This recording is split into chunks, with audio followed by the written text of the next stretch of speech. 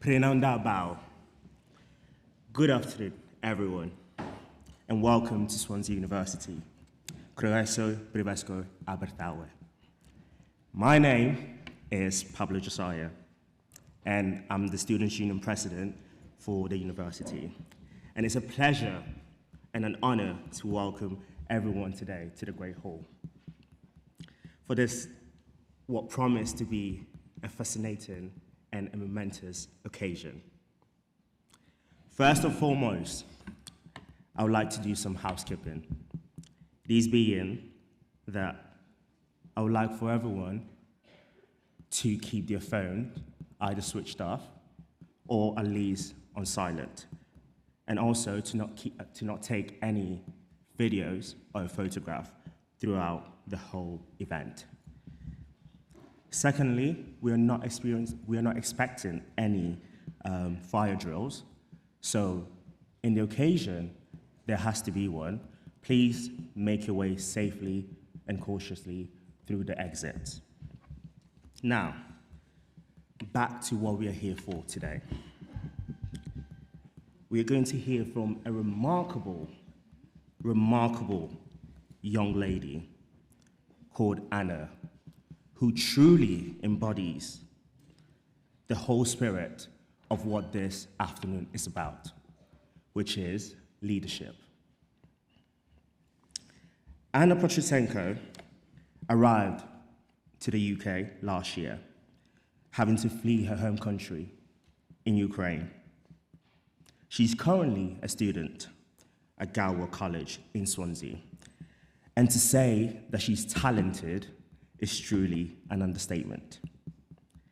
She has won international competition for maths, medals for computer science, and international medals for astronomy and astrophysics.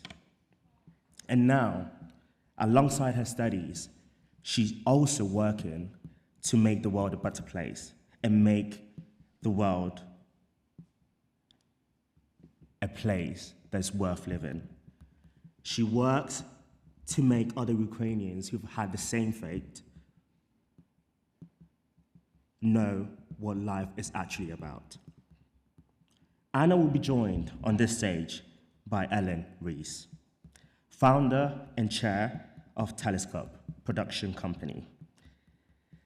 Ellen has overseen hundreds of hours of documentaries and magazines programmed for BBC, BBC 4, S4C, Channel 4, and also Discovery. Telescope also has successful radio arm, producing over 700 radio per annum, including numbers of science-based series that Helen has produced herself. Ellen is also a Honourable Fellow, long-standing member of the Swansea Council. So friends, please, I'd like for you to have a massive round of applause to welcome on stage both Ellen and Anna.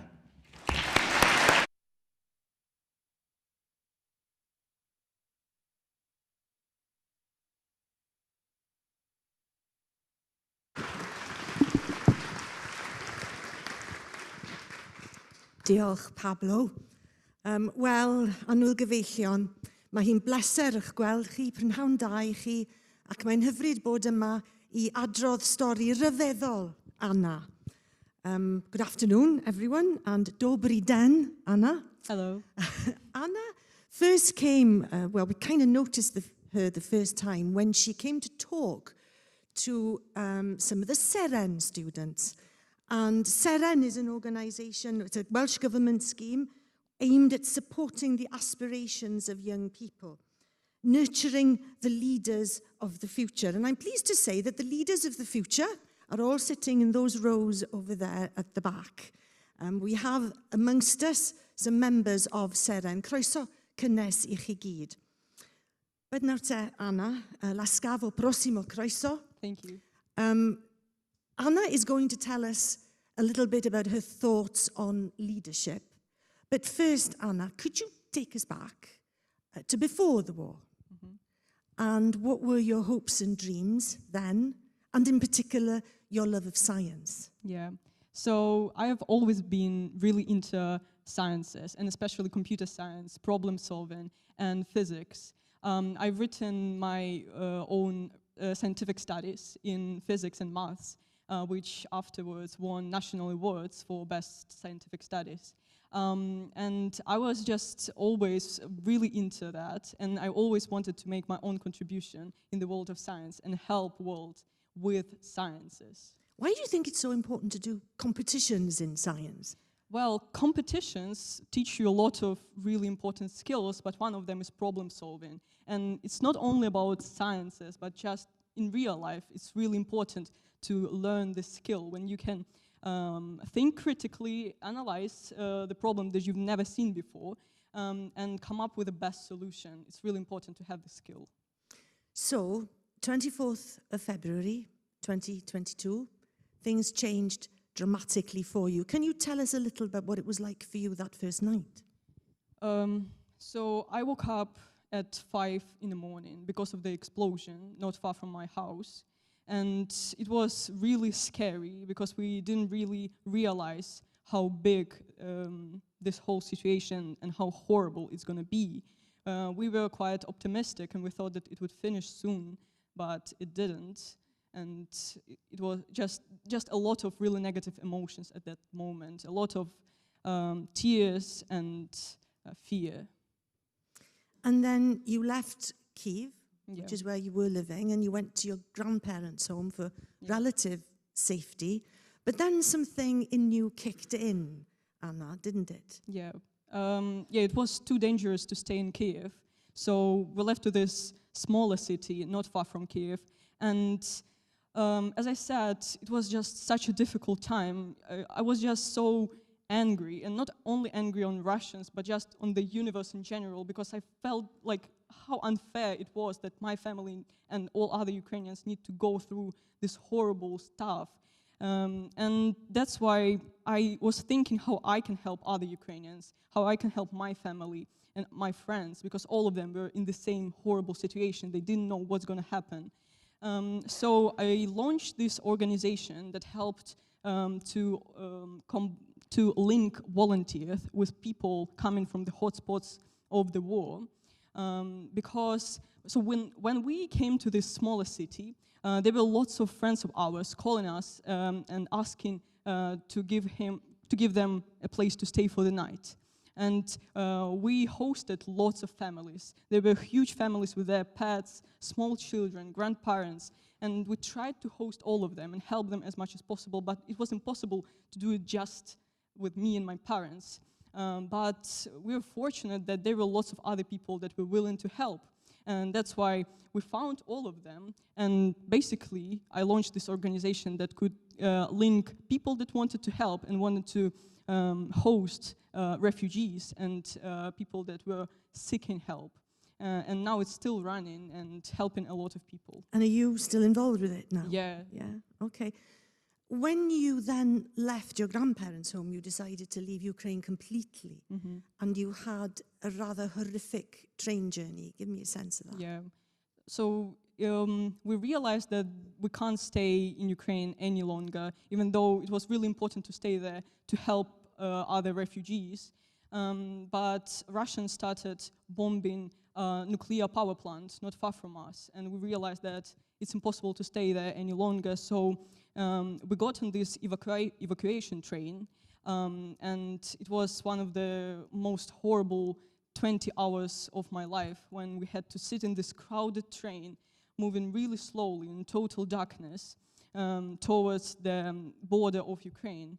And it was really scary, and all we could do is just hope that we will survive that journey. Now, you've already described your hopes and fears before the war. When this journey was happening and you'd left Ukraine, what of your hopes and dreams then?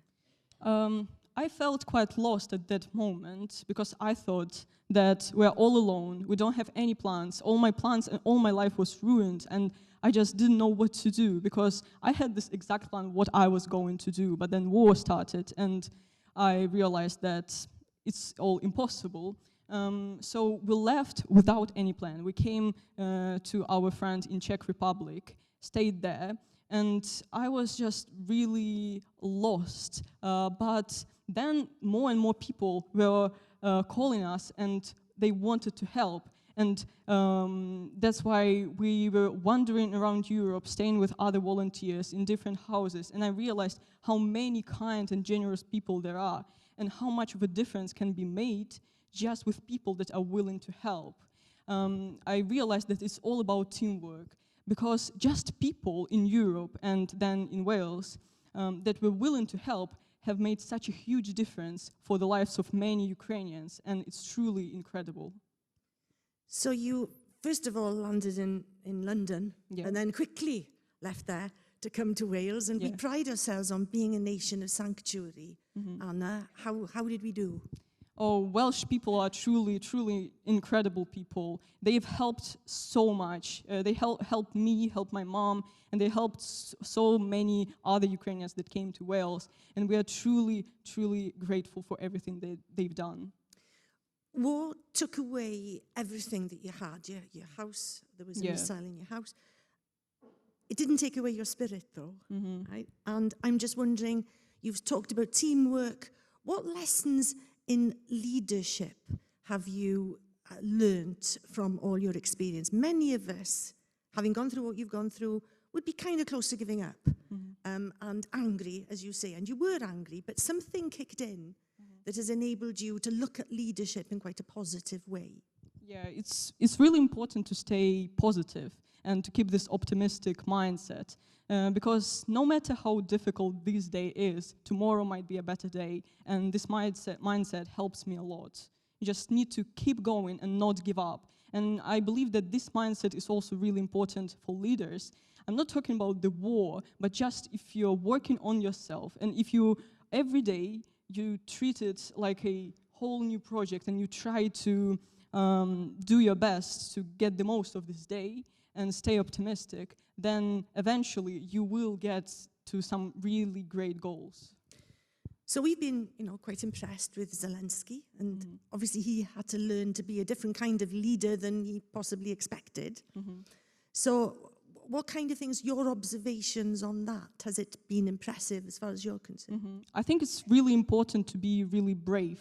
You need to have courage to be responsible for other people, and that's what Zelensky did.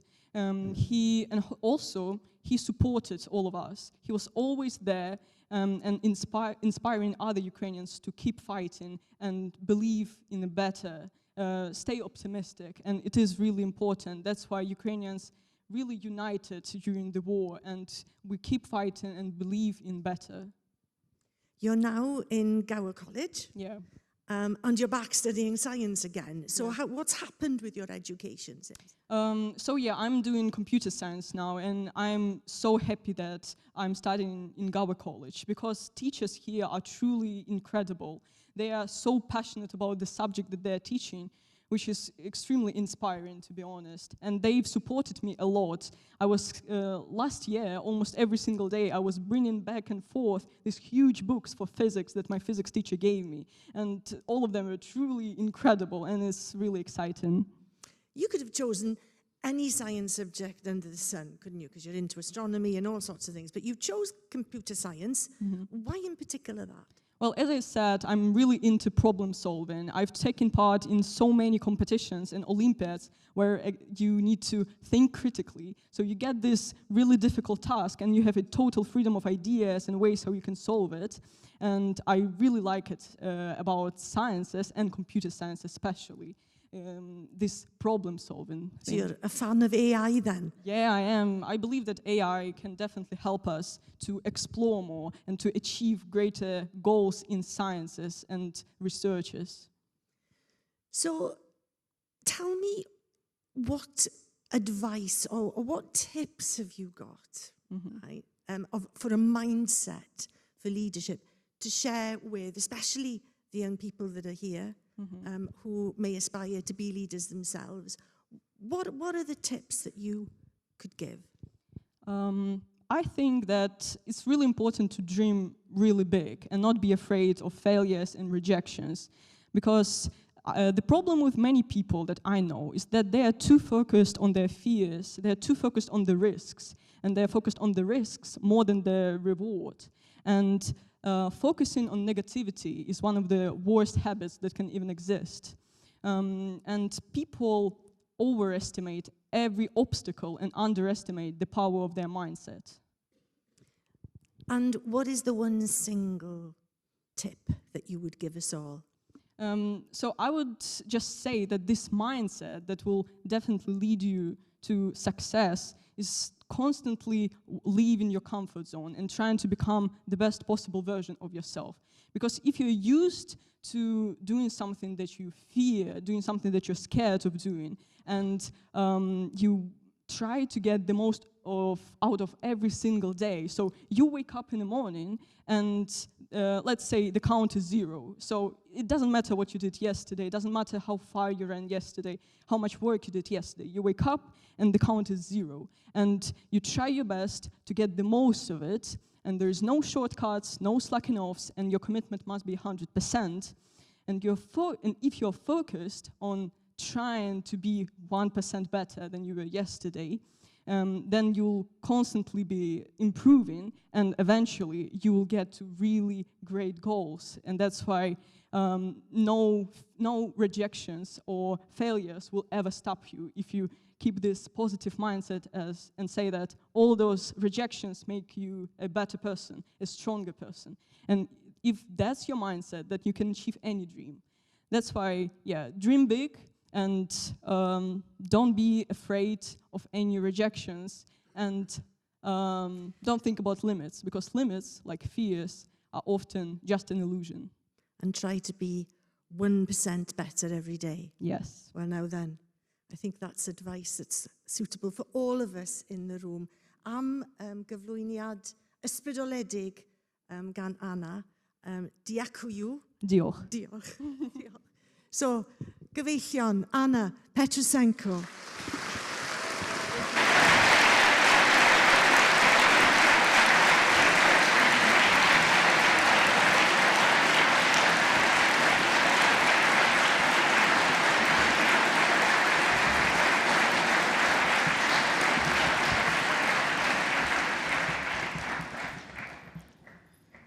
Diolch yn fawr iawn. Anna and Ellen, thank you so very much for this incredible story. And thank you for everything you're doing, Anna, to make life bearable, for everyone else in need. Friends, we will now take a short break and we'll convene in 10 minutes' time. In the meantime, please can I ask Anna and Ellen to receive another round of applause. Thank you so much. Yeah.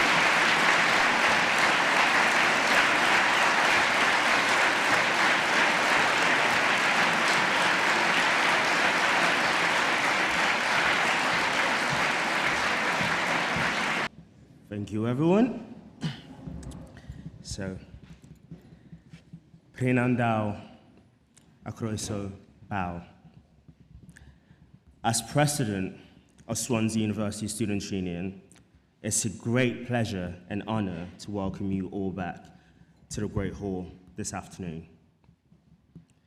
We are joined today by students from the Swansea Seren Hub, by staff and students from Swansea University, and many university partners, supporters, and also friends. Welcome to everyone also watching us on our online stream as well.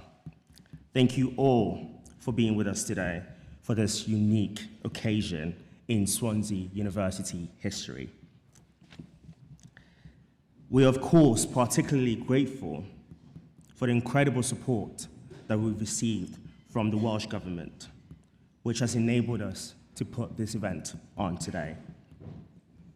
As I said earlier, it would be massive help if everyone could adhere to the first 2 points for the housekeeping I said or mentioned earlier. However, now we're going to go into the nitty-gritty for what we are here for today. So we'll be shortly welcoming guests on the stage for a conversation about the global challenges we face, from international security to climate crisis, and how organizations, government, and individuals such as ourselves could come together and make sure that we're making the world a brighter place for the next generation. But first, before we do this, I would like for everyone to have a massive round of applause to welcome on stage Professor Paul Boyle, our Vice Chancellor for Swansea University.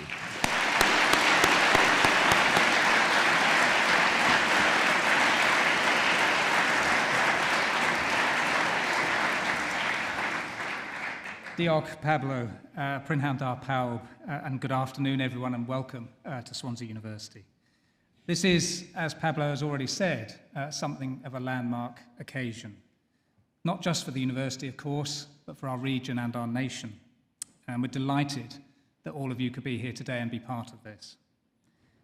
Today marks Secretary Hillary Rodham Clinton's 4th visit to the university, and we're honoured to welcome her back here again.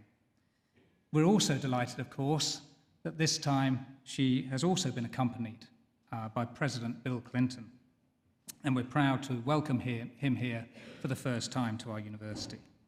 And we're grateful that the First Minister of Wales, Mark Drakeford, has been able to share his time with us today as well.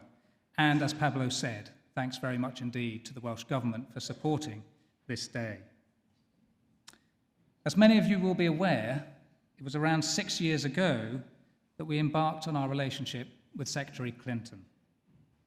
And we're proud that our law school bears her name. I would never have imagined that that relationship would be so warm and endure so deeply as it has.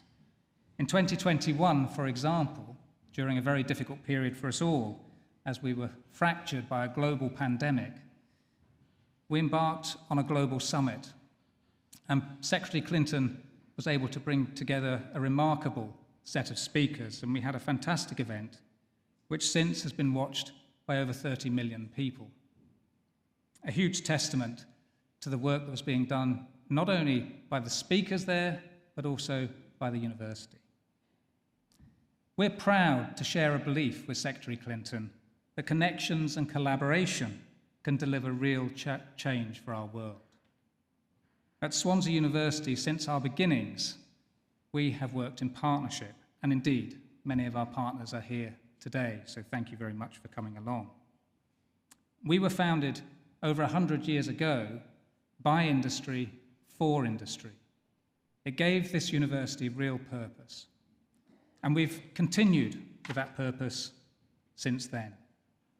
Our researchers collaborate with partners from all over the world, whether improving healthcare solutions to frameworks for human rights, from the transition to net zero to understanding rare diseases. It's that purpose that brings us all together with our partners to try and solve some of the trickiest problems that there are. We also have a very deep sense of civic mission.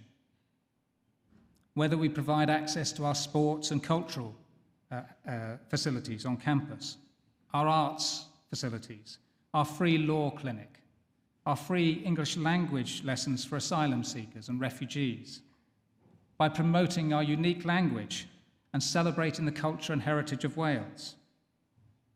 Our civic mission is extremely important to this university, and we'll be hearing more about that today. Of course, we're also keen to support other nations, and you heard Anna's wonderful, inspirational story this afternoon. And we've been very proud to partner with a Ukrainian university since the Troubles began and that invasion some time ago. Our now long-standing relationship with Secretary Clinton is founded on the mutual belief that through meaningful collaboration, we can change the world for the better. Together, we can confront the problems and the challenges of today and tomorrow and shape a better world for the generations that follow us. There are many, many challenges, and we're going to talk about a number of those in a few moments. And in this room, of course, we have many students here with us. Thank you particularly for joining us here today, because you are going to be society's change makers of tomorrow.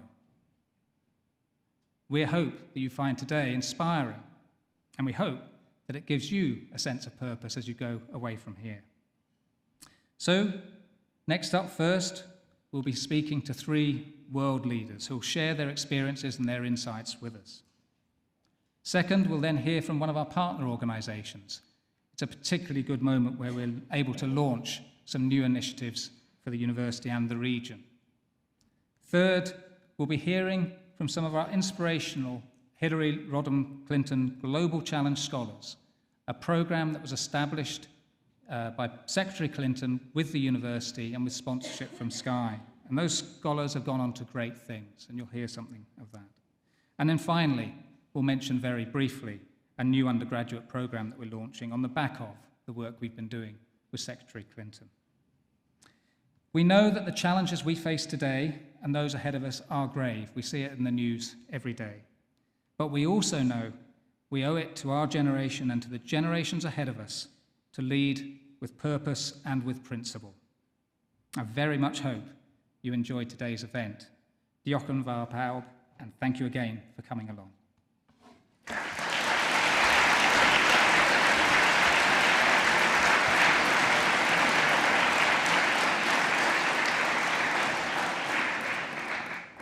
Wel, diolch yn fawr i Sganghellor am y geiriau ysbrydoledig yna, am yr heriau sydd yn ein hwynebu ni.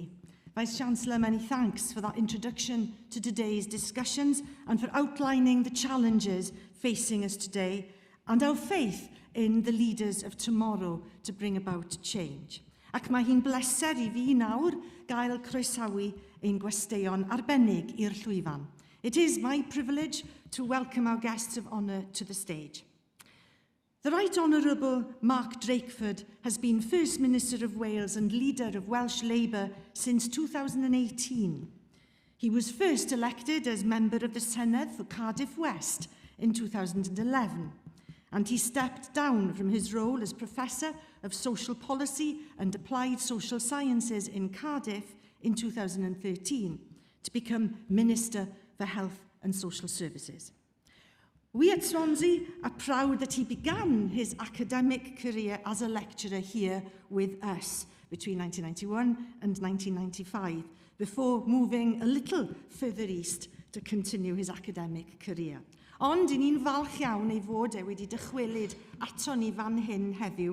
We're delighted that he has returned to our campus today. Rhowch groeso cynnes os gwelwch yn dda i'r prif weinidog. Please welcome First Minister Mark Drakeford.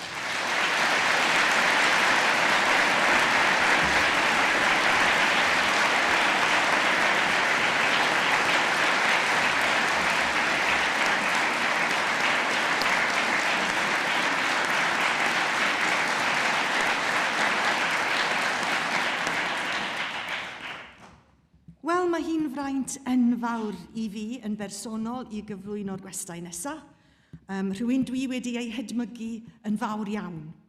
Secretary Hillary Rodham Clinton is unquestionably a truly remarkable person. A former US Senator and Secretary of State, Secretary Clinton has dedicated her life to public service and is a passionate advocate for human rights and social justice. She continues to champion the causes of equality, education, and the rights of children and young people everywhere. I know that for me, as a woman in business for 30 years, she has been a beacon of inspiration when the going was tough, which it often was. And today, I'm pleased to say, she is still the guiding light for my 31-year-old daughter. I could list her achievements for hours, but let's just choose one for today. She holds an honorary doctorate from Swansea University. She is a constant and firm friend to Swansea and Wales, and is in fact 1/3 Welsh herself, says it all. Felly, rhowch groeso, twym galon Cymreig os gwelwch yn dda. Please give a warm Welsh welcome to Secretary Hillary Rodham Clinton.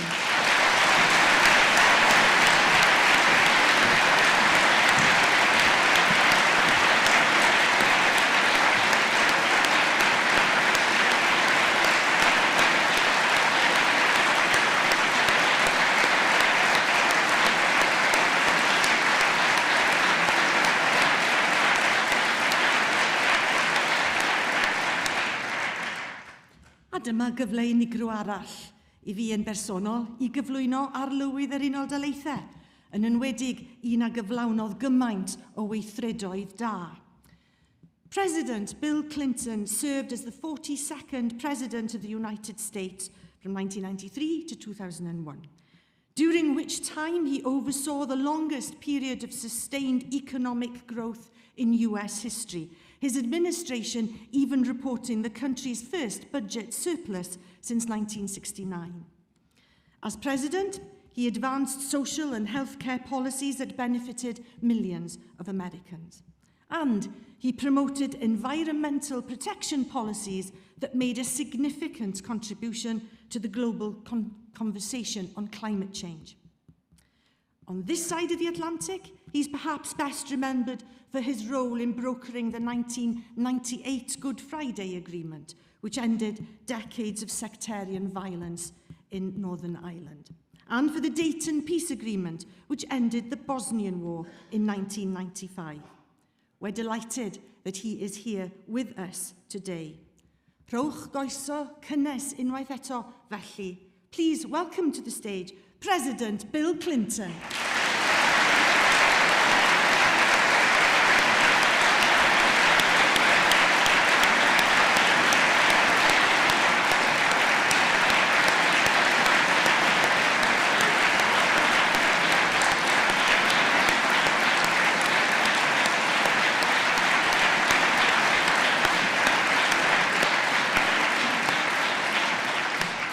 Diolch yn fawr I chi gyd am groesawu ein gwesteion mor gynnes. Thank you for welcoming our guests so warmly. And now, to lead the discussion this afternoon, I hand over the reins to our Vice-Chancellor, Professor Paul Boyle. Is-gynghellor. Diolch, Eileen, and thank you very much again, everyone, for being here today. I'm sure everyone's very keen to hear from our wonderful guests that we have with us, so let's start straight away. I think we have to start by acknowledging that the news rarely makes comfortable watching at the moment. The climate crisis, of course, but I'm also thinking about this period of conflict in Ukraine, in Gaza, in Myanmar, and many other places. It seems to be a critical juncture in the history of humanity. So, President Clinton, if I may start with you, I wonder how you would characterize this period of global unrest and uncertainty, because it does seem that we're living through a particularly dangerous phase. Well, the short answer to your question is, I think it's a period of reaction to the impulse that we saw at the end of the Cold War to try to advance democracy and cooperation within and among states. And it was only a matter of time till people who didn't believe in democracy and who didn't believe in the rule of law, or who believed that their differences with their neighbors were more important than what they had in common, marshaled a reaction. And we're living through a series of reactions. And it will either derail what could be the moment of greatest peace and cooperation and advances in science and technology and human understanding and history, or another one of those disappointing phases that throws us back into something we'd all just as soon not live for or through. My gut is that we'll get through this and we will resume elevating systematic cooperation over conflict. But it's not clear yet how it's going to come out. And it won't happen unless people are willing to stand up for it, to stand up for cooperation over conflict, for peace over war, for believing that what we have in common is more important than our interesting differences, and indeed makes it possible for those differences to help us all. And I'm, in a way, grateful to be alive and I hope I don't pass away before I see how it comes out. It's terrible, heartbreaking. You know, for someone like me who worked for 8 years for peace in the Middle East, knows Gaza, knows the old city of Jerusalem, knows the West Bank, and it's been heartbreaking. But you have every day to make a choice, all of you. Do you believe that we can do better together, or that we ought to keep getting divorces? And do we keep telling each other our differences are all that matter? Or do we keep striving for common ground? I don't mean there's not room for reasonable differences of opinion on particular issues, but the truth is that in big brushstrokes, that's what we're going through. Thank you very much, President Clinton. Of course, we need more people around with the leadership skills, perhaps, that people like yourself showed in years gone by.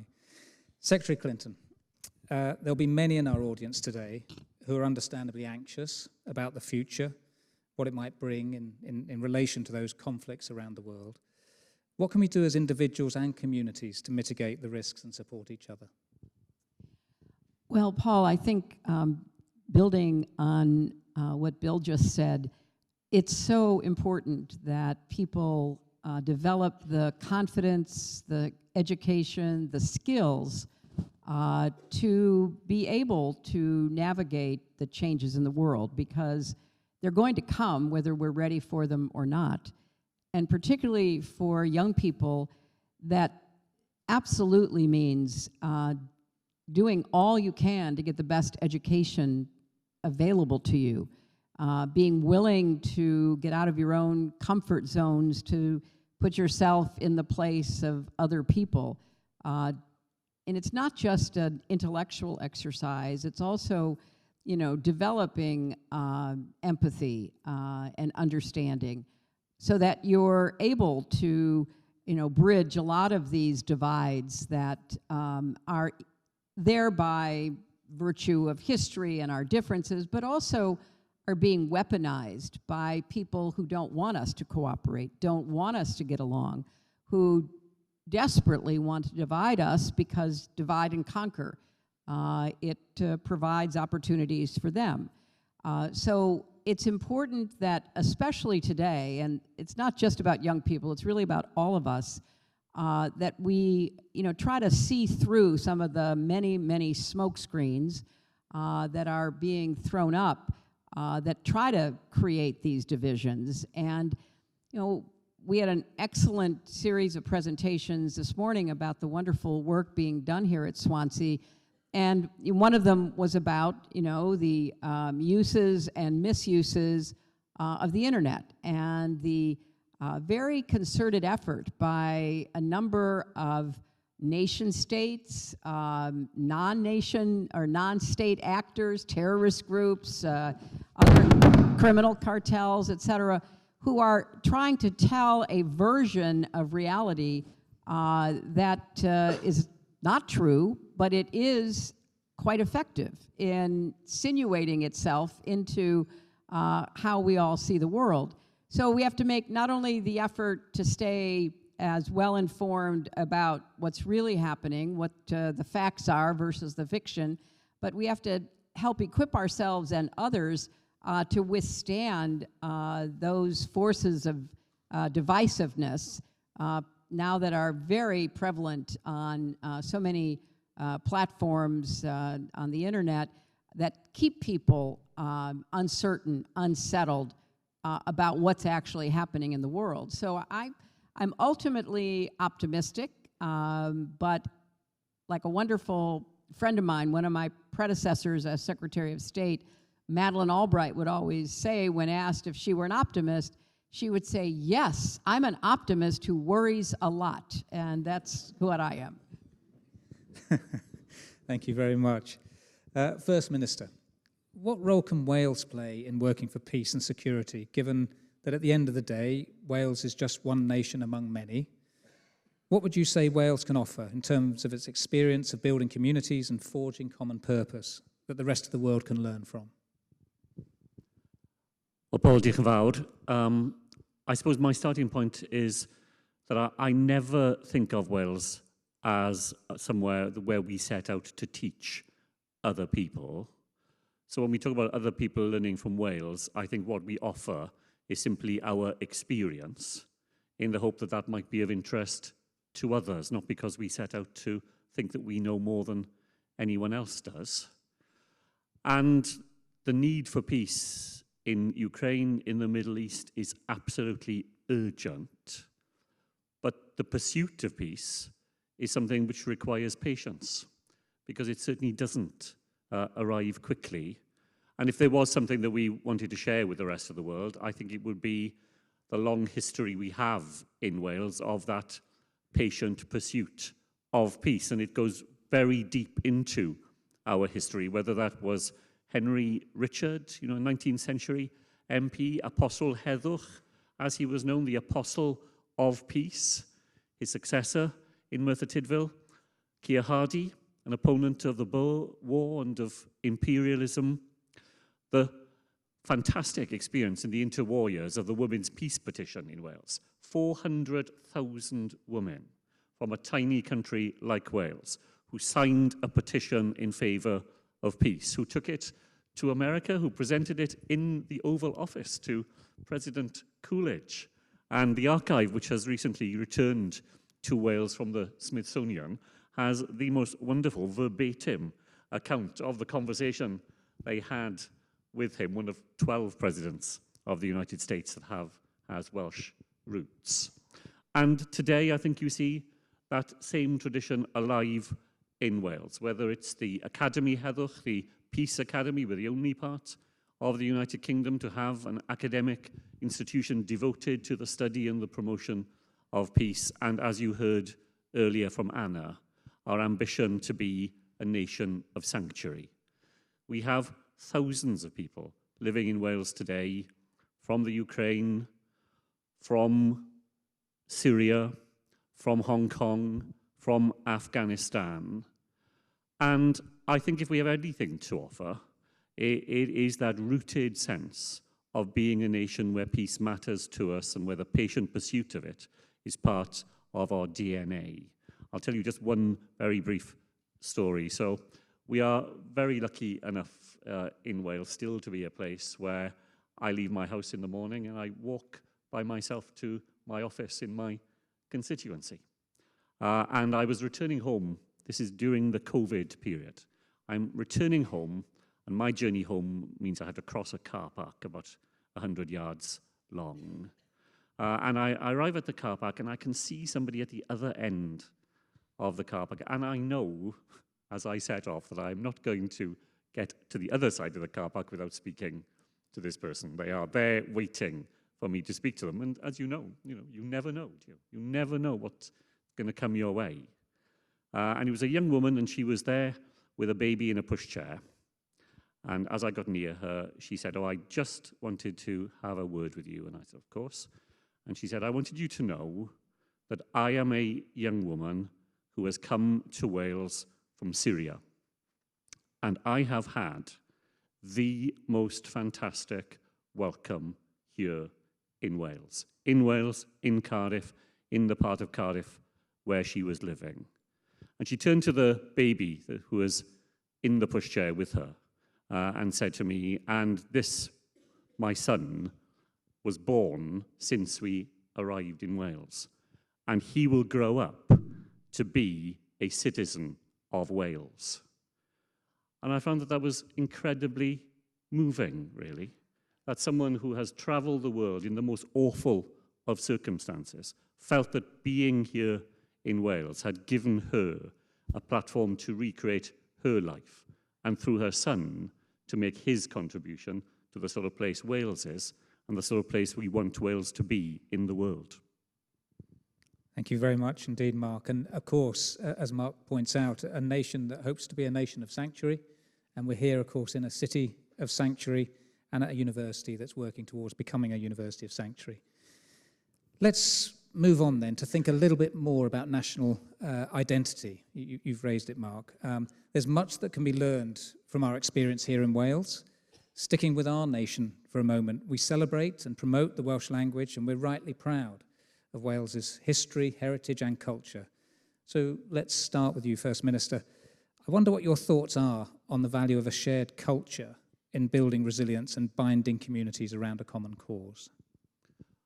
Well, again, I think we are hugely lucky. It's a part of our scale, but it's also part of our history that we remain a nation with that powerful sense of what it is to be somewhere different and distinctive, a spot on the globe where you are not just some other anonymous place, but you're somewhere with a powerful sense of itself. Of course, our language is very important to us, the oldest language spoken on the continent of Europe, a continuous literature going back 1,500 years. We draw on that every day.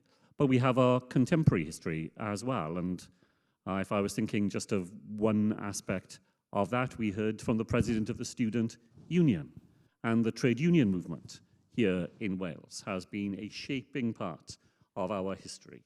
That understanding that you always achieve more when you work together for a common cause, and that you will always do more working with others than you will ever achieve alone. And even more than that, that the solutions you devise when you work together in a common cause, and particularly in a progressive cause, that those solutions you devise will always reach deeper into the lives of those people who need those solutions the most. So it's a progressive form of wanting to work together. And that, I think, is deep in a sense of what it is to be Welsh. You know, if you travel around Wales, you will always meet people who, whatever their own circumstances, will always want to tell you of somebody else who needs help more. And that sense of, that sense of knowing that the identity and the future of any one of us is bound up in the identity and the future of us all remains, and I think we're very lucky in this way, remains a powerfully motivating source of thinking about what it is to be Welsh and what we would like to achieve together. Thank you very much. And President Clinton, there's a fine line between taking pride in a country's culture and the extreme forms of nationalism which excludes all others, and which is a growing challenge that we see around the world. How can countries like the United States preserve and celebrate their culture without engaging in some of the more dangerous aspects of exclusionary or extreme nationalism? The question of the day, isn't it? Well, look, first I think each country's own nationalism should acknowledge the legitimacy of other nations' religious, political, ethnic, and other differences. I think it's really important. That is, you can say, I like my country, and still recognize the claims of others to live and think and look differently within a framework that represents a respect for fundamental human rights everywhere. And so I think it presents questions for all of us if we think another country that we otherwise would like to get along with and would not like to be at war with does something truly terrible. And I personally believe what Russia did in Ukraine was truly terrible. And I'm glad that most European countries and most countries elsewhere are willing to stay with them. And it's an astonishing thing because they're not asking any of us to die for them. All they're asking is that we give them the means to defend themselves. It's rather unique. And yet we still hear some people saying, oh, this is sort of expensive. We're going to get tired of this. And I thought, if you think that it's bad now, you have no idea what the European future will look like if you let Vladimir Putin run over Ukraine. And so I just use that as an example. I think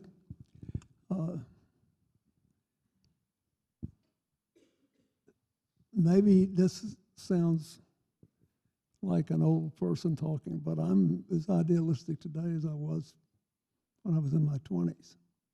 And I still think our best days are ahead. But you have to be patient, because the enemies of freedom are patient. The seeds of discord are patient. They sometimes lie around germinating for generations before they reach out and bite you. So you gotta, if you believe in peace and cooperation and the rule of law and recognizing our differences and making the most of them, you have to be prepared to be disappointed from time to time, and you cannot quit just because you're disappointed. You have to stay with it and keep supporting it and do it because you believe it's right, and also because you know it'll work best in the long run.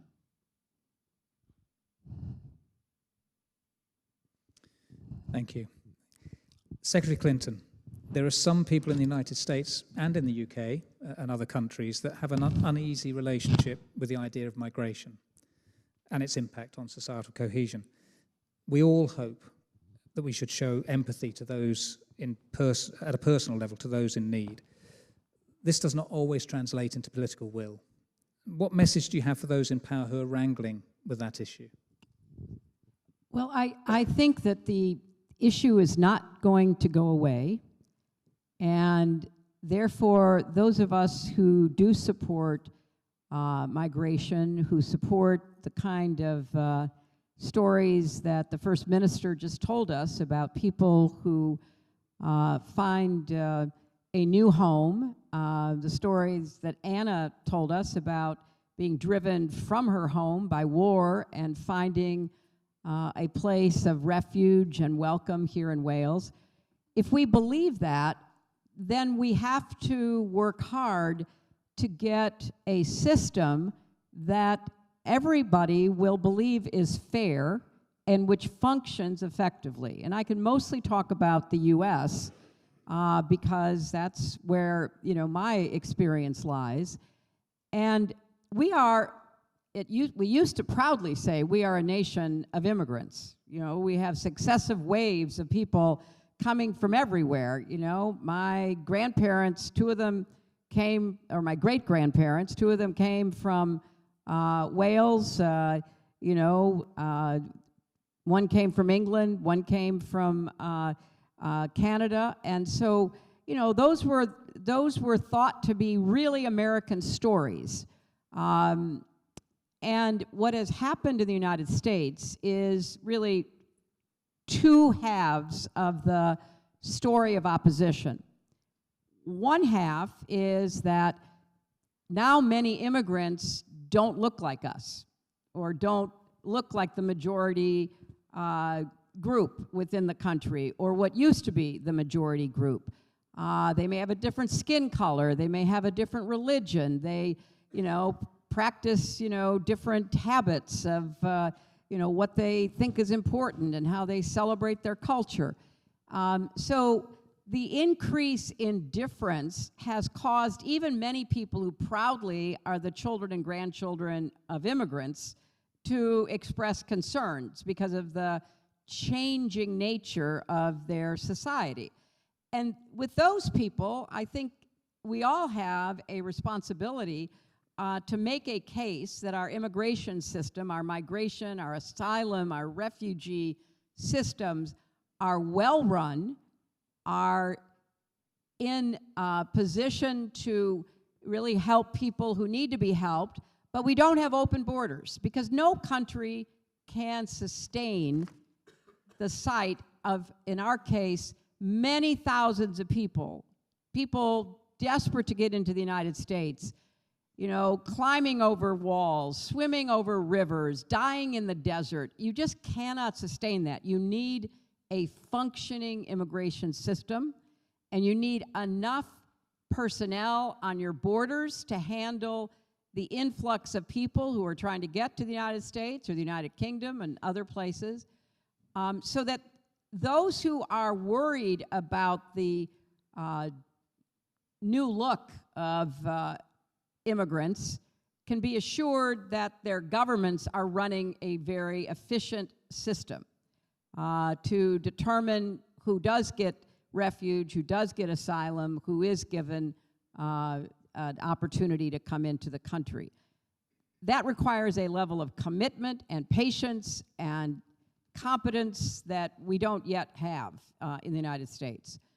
But the other half of the story is the very opportunistic use of migration by political personalities and forces who are deliberately trying to make people afraid and scared and worried for political purposes. And, you know, it's the height of hypocrisy when we've had several opportunities in the United States to reform our immigration system, and we've made progress only to have one of our political parties refuse to go forward because they would rather have a political issue than a solution. So I do think that the fear of migrants is to some extent the fear of difference, what Bill was talking about. But I also think the fear is hyped up and amplified by people wanting to play on it for their own political benefits. So somehow we need to get to a point, again, referencing the United States, when we can put in the resources, put in the personnel, to have a system that people will respect and believe is working rather than broken and therefore frightening. And then we need to call out those politicians who are thriving on anti-immigrant feeling and try to limit their influence. And, you know, the final thing I would say is that, you know, certainly many parts of our country that are the most upset, the most afraid, the most unwelcoming of immigrants are those parts of the country that have the fewest immigrants. And so there is a kind of, you know, abstract fear that is being conveyed and exploited, whereas we have issues about immigration in big cities like New York and LA, but we also are constantly looking for more people to do the work that needs to be done in those cities. And so even with the influx of migrants into New York City recently, once a group of migrants from Venezuela were given work permits, within a relatively short period of time, they were all put to work because there are a lot of jobs that need to be filled that they are willing and able to do. So we have to tell a better story, we have to reform and fix our system, and we have to call out the divisive voices that are exploiting immigration for their own political ends. It's really interesting you say that. I think we find the same evidence in the UK, that some of the areas where there are fewer immigrants, some of the most concerns. And of course, this issue has become at the heart, we've seen it in the UK government over the last few days, of some of the most testing and challenging debates. Certainly the Brexit debate, migration was a big part of that. So sticking with migration, I mean, it's clearly a challenge. It's going to become even more pressing when the impact of the climate crisis displaces more communities. It's going to force people to move around the world more. The climate crisis is clearly fundamental. It's a fundamental threat to our existence, and it's going to require global cooperation, new partnerships, creative thinking, and so on. First Minister, if I start with you, the Welsh Government has committed to Wales achieving net zero before 2050, and our university has committed to being net zero by 2035. We've made some progress. We've reduced our carbon footprint by 35% since 2015. Arguably, however, it's easier for institutions to achieve net zero because we perhaps have more control over all of our activities. How do you see Wales achieving its targets?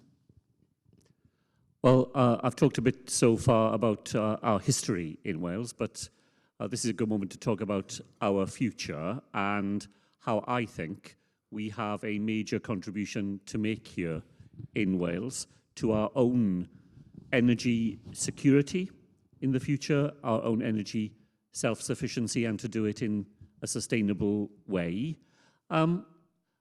Institutions have some advantages, but thinking back to what I was saying about our preference for collective forms of action in Wales, just think about how our recycling rates in Wales have been completely revolutionised in a 20-year period.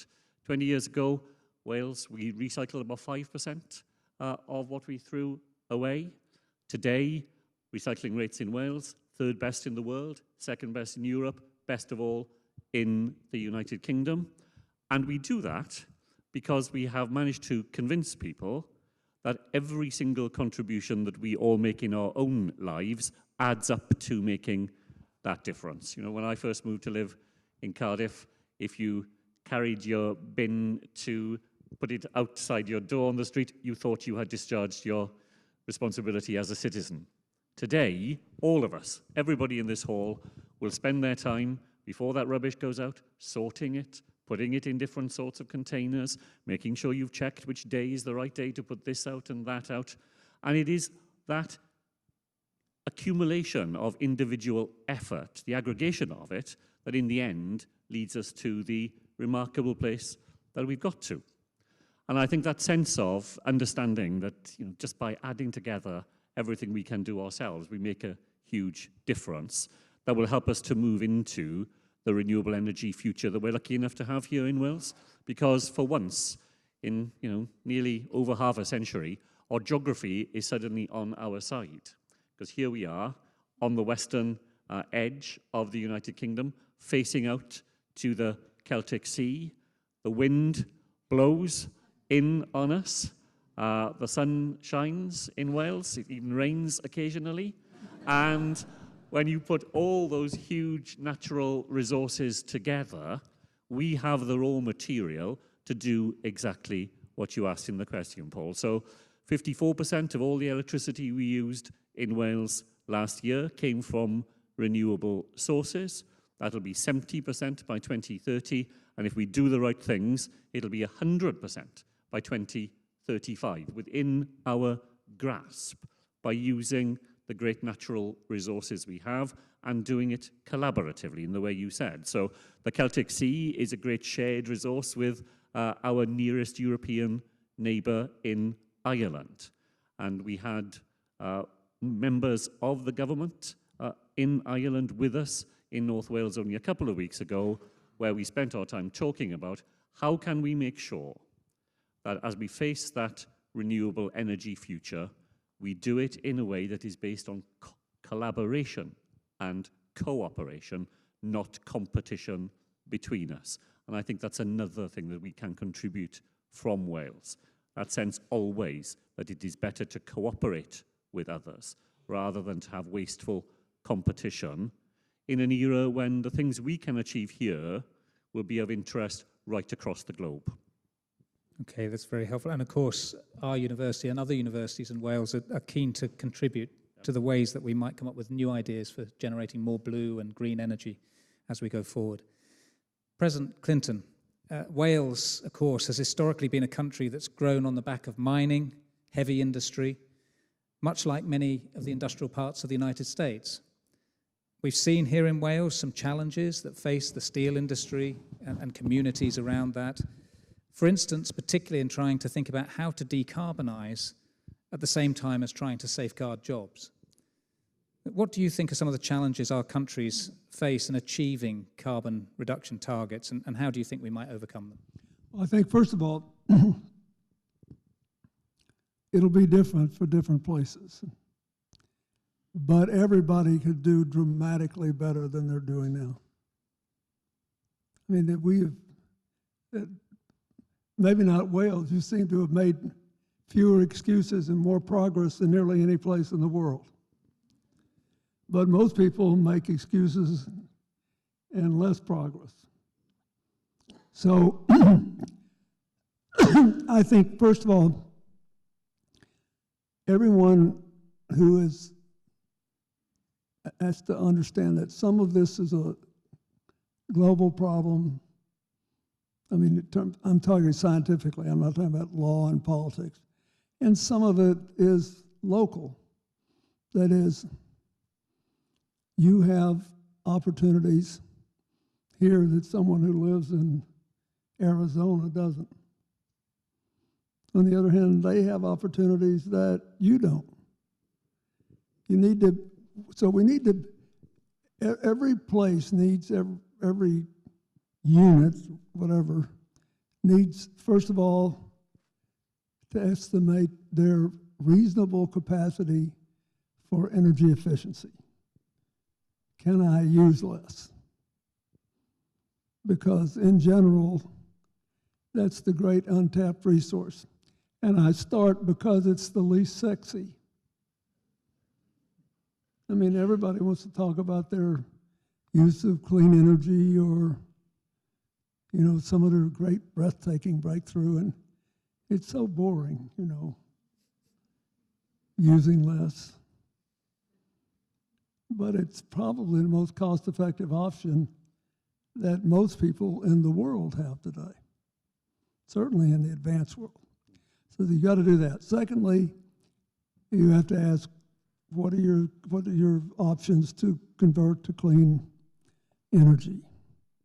And that's the thing we're most familiar with. It's pretty sexy. It's kind of exciting. You feel like you're on the cutting edge of whatever.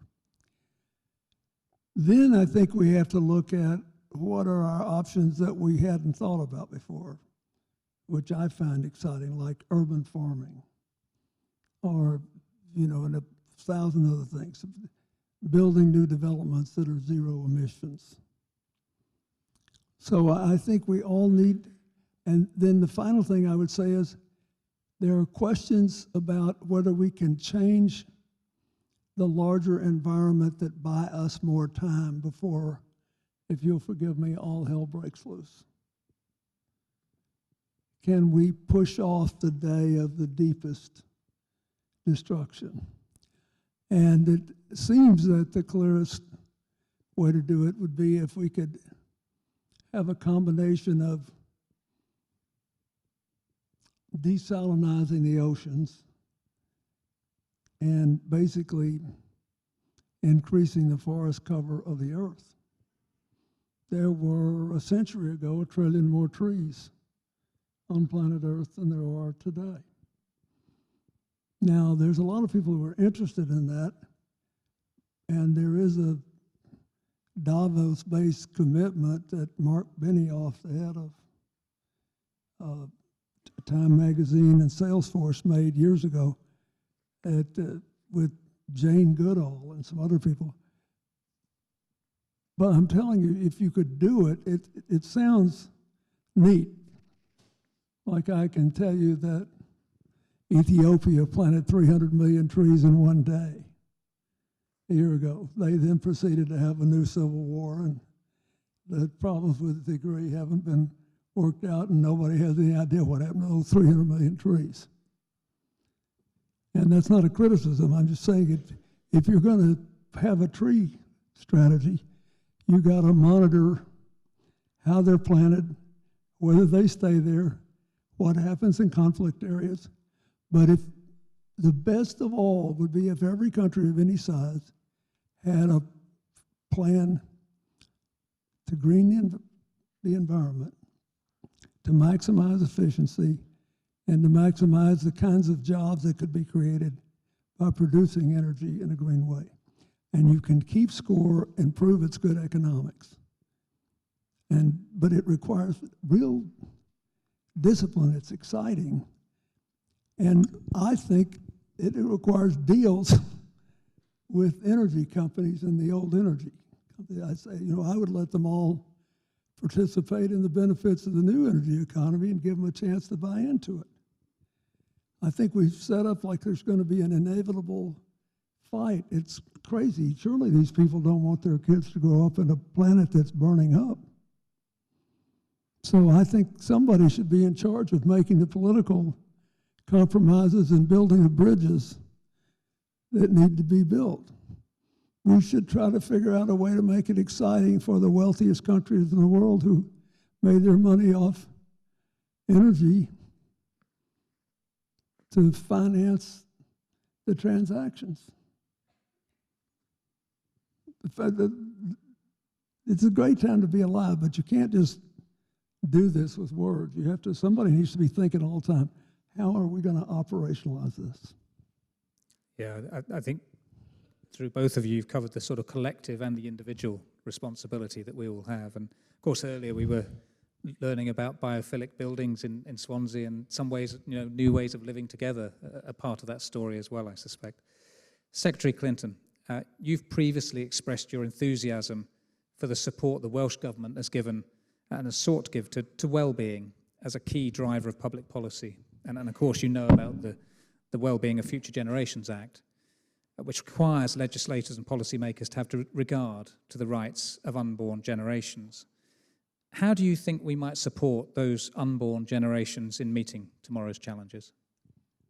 Well, I am a very big fan, First Minister, of the Wellbeing of Future Generations Act. It was, as far as I know, the first government anywhere in the world who actually legislated that. Now, there are many indigenous peoples, and in our country, Native Americans, who often talked about how they needed to think and plan for 7 generations in the future.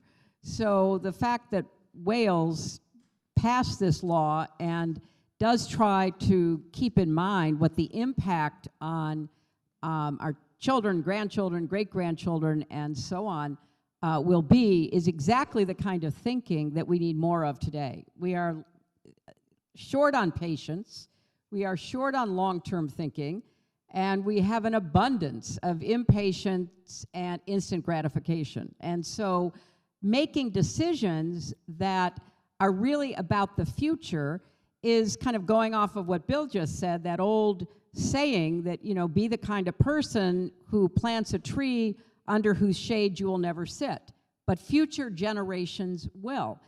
And I just wish there were a way that we could make that a real, call to action, following on Wales's example, because so many of the decisions that are being made today are short-sighted, and they are shortchanging the future of young people.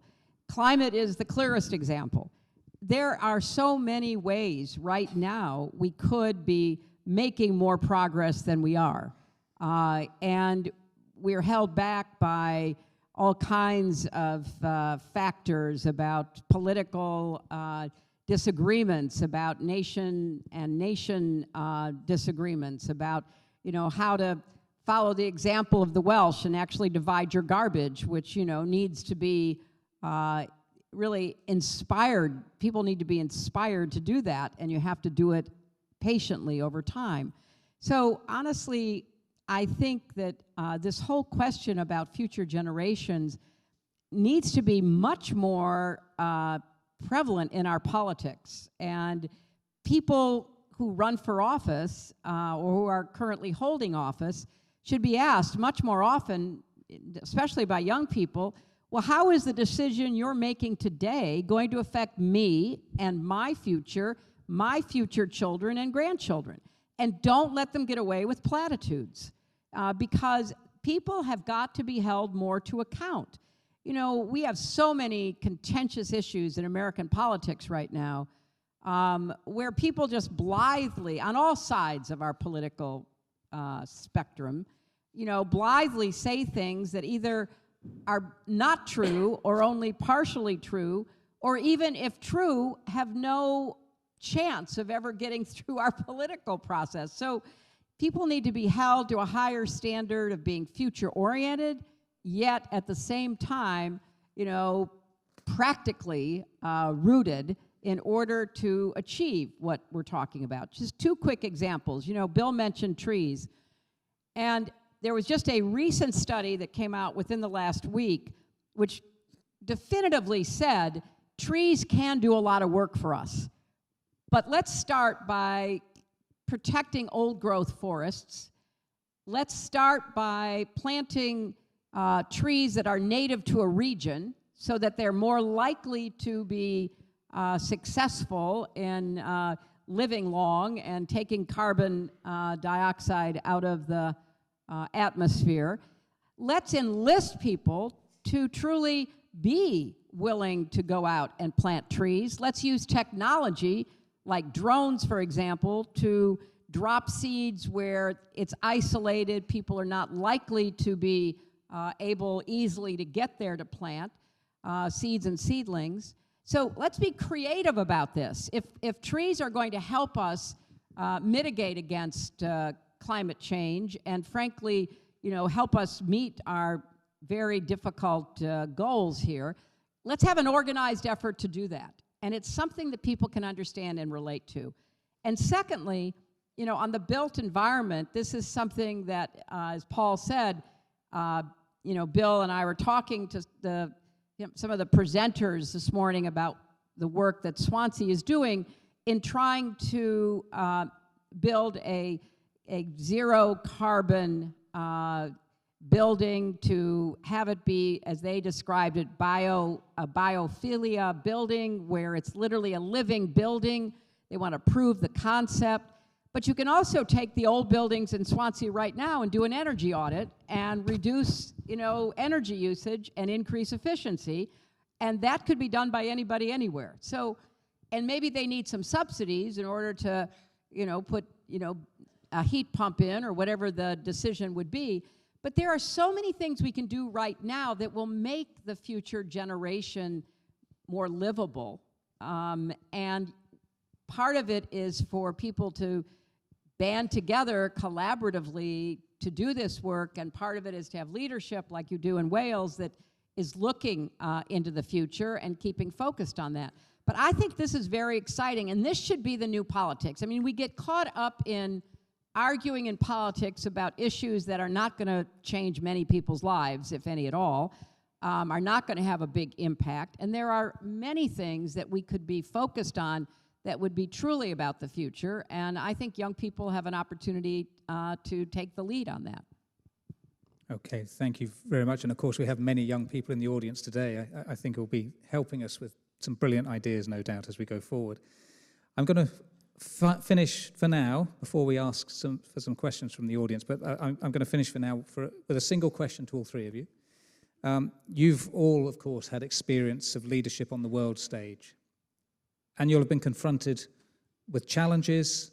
You'll have seen some of the difficulties we have to cope with. I'd just like you to reflect on kind of what are we doing enough, and what more can we do? I think you've already started to lead into that, Secretary Clinton. So over to you first. What more should we really be doing? Well, it could be a long list, but I'll try to keep it brief and focused. We often end up with leaders who take advantage of us, manipulate us, lie to us.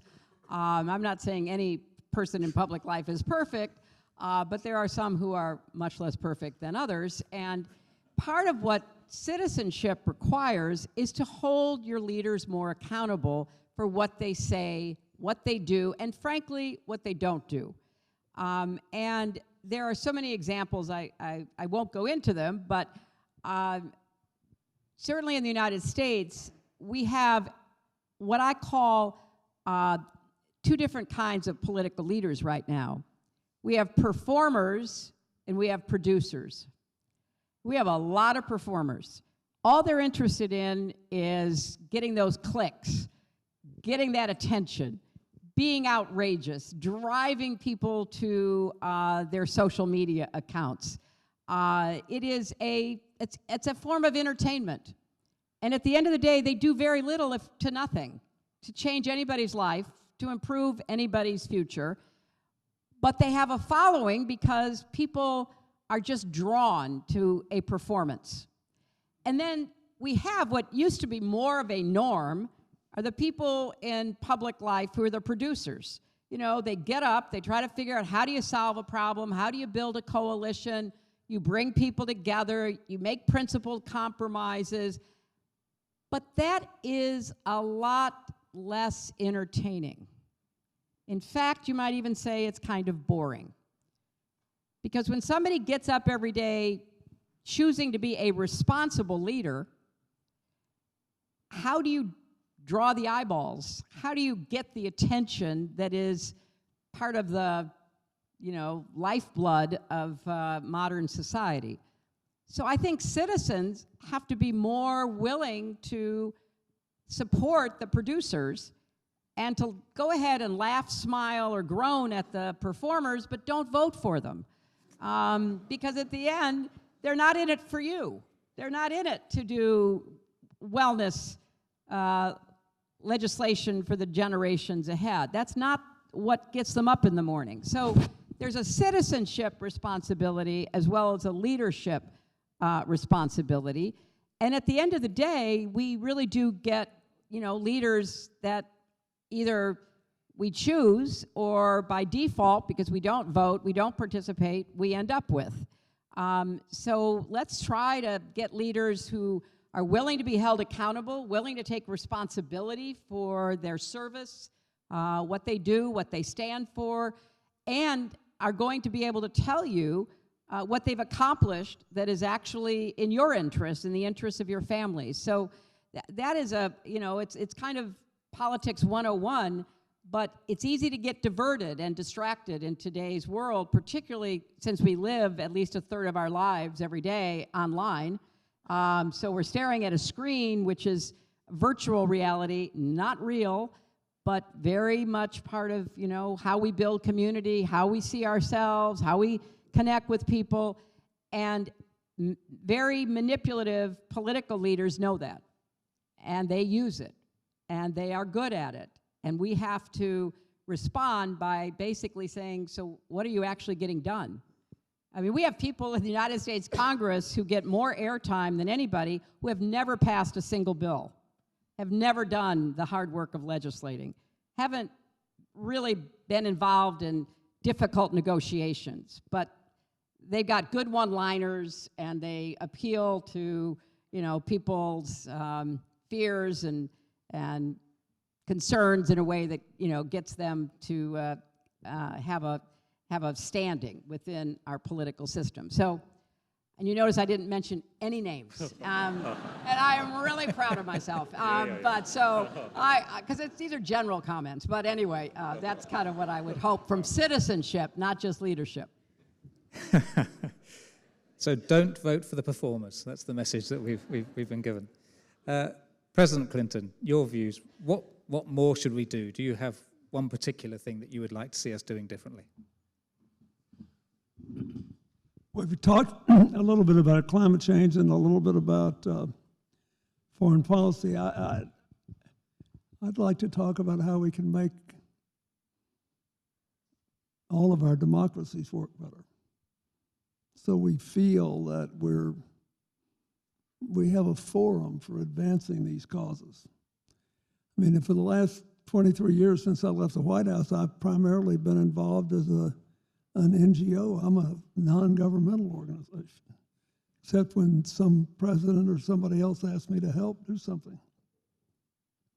But I do think it's important to recognize that there are voices asking for recognition today, political, economic, social recognition, that may be called populist, which are positive. That is, if you want the global society to make progress and work for more people and a higher percentage of the people this year than last year, that's populism in a way. But there's a difference in positive and negative populism. There's a difference in inclusive tribalism and exclusive tribalism. And so what I would say is there needs to be, depending on the facts of the community where you live and work, an effort to promote positive, inclusive populism and to fight negative and divisive populism. And it starts with being able to see people who are willing to participate in a democratic, law-abiding process, to see them as three-dimensional people, not two-dimensional cartoons. If you look at the way we talk to each other, especially online, it almost like you'd think the world is full of cartoons, that there are no people left. And the truth is very different. So I will just give you one example. President George W. Bush and I run a leadership program together. And, you know, we disagree on a lot. And we have disagreed on more in the past. But he's pro-immigration. He's the only major Republican who's still pro-immigration and believes that in a diverse America. And we fight in public and don't backstab. And people get a big kick out of hearing us argue because we don't hate each other. And I think this is important. I think this sort of communion needs to be everywhere. And that's, if I could give you one piece of advice, that's what I would say, that, you know, look at Wales. It's not a particularly big place. There must be a very high percentage of people who are politically and socially active who actually do know each other. And in the world we live in, where people are killing each other at will over real and imagined differences, I think having an environment in which young people can watch and participate in decision-making that is civil and decent and full of disagreement is important. That's, for whatever it's worth. When President Bush and I finished this project, we do this project every year, and when we finish, always the Republicans come up to me, not him, and the Democrats go up to him, not me, and thank us for giving them the chance to be reminded that there are human beings on the other side of the political divide, because they could never tell it if all they did was listen to the media or stay on social media. So I recommend getting to know some people who disagree with you and bringing the argument into the public arena in a way that people can feel safe disagreeing and searching. Thank you. And finally, First Minister, what more should we do? Well, here's my one idea for today, and it brings together some of the things you've already heard about citizenship and leadership and participation. And it's an idea that I've discussed previously with Secretary Clinton, and it's the idea of distributed leadership. So I am fiercely opposed to hierarchical ways of doing things. I'm very much attached to the idea of the democracy of expertise and experience. And that means that every single person in this hall is a leader. And I think my plea to you is that when you come across an issue that needs to be addressed, whether it's in the workplace or elsewhere, that the first question you ask yourself is not, what is somebody else going to do about this? But your first question is, what contribution can I make to solving the problem that's in front of me? And very often that contribution will be very small, and it will only work when it is added together with all the contributions that everybody else can make to it. But when we think of ourselves in that way, as problem solvers, as people who are citizen leaders, and where our participation in that common endeavor is crucial to getting the best solutions we can, then I think we're far more powerful as a result. So that idea of distributed leadership, everybody has a chance, and that's really important, to get your voice heard, to have your contribution recognized, but you have a responsibility as well, not to do the easy thing. The easy thing is always to say, what is somebody else going to do about this? The hard thing is to ask yourself, what can I do to help to make this better? But once you ask yourself that question, not only is it harder, but it is hugely energizing, and it leaves you in a much better place. Okay, thank you very much indeed to all three of you. We're going to move on now to some questions from some of the Seren students we have here today. there are many of you here, and we had a huge number of fantastic questions, so I apologize to those of you whose questions won't be read out, but we are going to try and get through a few of you. So, and for each question, I'm going to ask one of the members up here on the stage to answer each of you so that we can get through a few questions. So the first question comes from Aaron Zhu from Olkfa. Aaron, what's your question, please? First of all, I would just like to say that it's truly just an honor just to be in the presence of both of you. And I really hope you enjoy your stay in Swansea as well.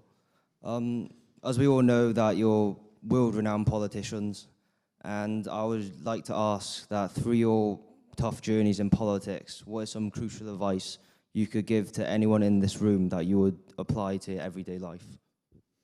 So, President Clinton, perhaps you could answer that one. Yeah, somebody's going to be interested in politics.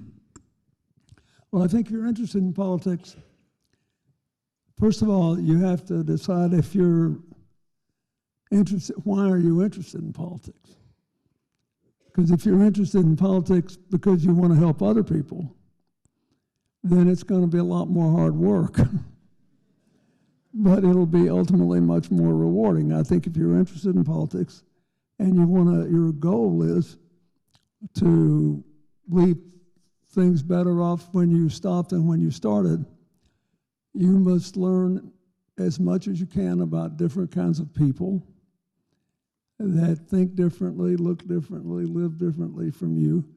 And you must learn then about the basics of the history and political culture of where you live, and then about economics and how do you change it, social conditions and how do you change them. And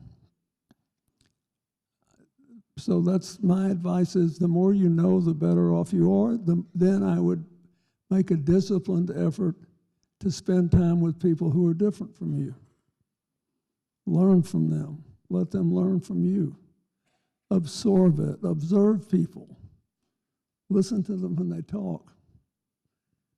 Most people will tell you who they are and what they believe, one way or the other. But I think, you know, you can get a PhD in politics by just listening and watching. But you have to be intentional about it. There's, you know, people all around. I tell people stories from my childhood, and they accuse me of being Zelig. I said, you know, you must have. No, I was just wandering around with my eyes open and my ears open. It's very important if you want to live this life. Okay, thank you very much indeed. And I don't know if we've got many PhD students in the audience, but you've had some advice there. Our next question, which I'm going to ask Secretary Clinton to answer, our next question comes from Amber Foster from Bishop Gore School. I'd just like to say that I'm very thankful for the opportunity to be here and talk with you both. My question for you is, what's the worst piece of advice you've been given, and how did you respond? The worst advice.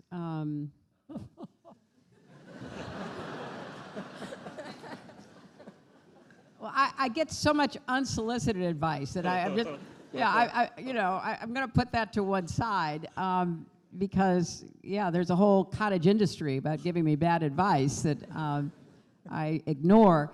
You know, I don't pay a lot of attention to bad advice, but I think if I really am going to answer your question, it would be that you know, I not run for president because it would be really hard, and it's especially hard for a woman, and there's a double standard that's alive and well. And this advice mostly came from my friends who had a good idea that it would be extremely difficult, which of course it turned out to be. But it was meant in, you know, the best possible way. But it wasn't advice that at the end of the day I was willing to follow, because I would rather follow the advice that, you know, if you think you can do a good job and you think you can make a difference, then you've got to get out there and try. But actually sorting through advice in your life is a never-ending process, because especially if you're in the public arena, people give you all kinds of advice, and you just have to have a kind of filter in place to sort of sort out what's worth listening to or not, because at the end of the day, I've sort of lived by the idea that you take criticism seriously but not personally, because sometimes your critics can actually give you what turns out to be good advice that your friends might not notice or might not offer. So you can take criticism seriously, but not personally, in a way that tears you down, shakes your confidence. And that's particularly true for women in the public arena, because one of the most common ways of going after women in the public arena is by attacking them personally. And so you have to kind of develop the confidence not to get, just overwhelmed by negative criticism, attacks, and advice, but to see your way clearly through that and have a, group of people supportive and honest who will give you, their best advice, whether you decide to follow it or not. Thank you very much. Tough question, that one, but thank you very much. The next question I'm going to ask our First Minister to answer, and it comes from Clement Minney from Gower College. Hi. First of all, thank you very much for coming down. It's truly been a once-in-a-lifetime experience. Me and my friends have been talking about this ever since it was announced, really, so thank you for the opportunity. My question to you is what I can do, what can I do as a Welsh citizen to work towards the 17 UN Sustainable Development Goals? And I don't mean like small things, I mean really big projects which can make a difference. Thank you. Well, thank you very much for the question. I think my first reaction to it is don't ignore the small things. Remember what St David said to us, our patron saint, gwneud y pethau bychan, do the small things. Because by doing the small things, you do make your way to the big things that you're talking about. So actually, don't think that there is a choice to be made, that you must ignore the small things in order to do the big things. The one leads to the other. After that, my advice is simply to be ambitious. I was thinking of Secretary Clinton's answer to the last question, and I think, looking back, the worst advice I've always had is not to go as far as you want to go. To pull back from that final bit of your ambition for a policy, for an idea that you want to bring about. It's always easy, and there will always be lots of advice to you. Oh, stay there. That next bit is the bit that's a step too far. And I think in the whole, that's always been bad advice. That what you should do is to have the confidence of your ambitions and then to pursue them, and to pursue them hard. And where those things are big ideas, then don't be afraid of taking them on. Always work with other people to achieve them. Think of the small steps you will need to get there. And in that way, I think you'll avoid the pitfalls that are out there and make a very good start on achieving what you want to achieve. Thank you very much indeed, Mark. Our next question, which I'm going to direct to President Clinton, comes from Rebecca Hammond from Gower College. As a young student here today, I just want to say thank you so much for this experience. It's so unreal, and it will stay with me forever today. So my question is, excluding any academic pursuits, is there any initiatives or activities you wish you would have undertaken earlier in life that you believe could have better equipped you for the successful careers you've had? Thank you. Yeah, if I had gotten a black belt in judo, I think it would have helped.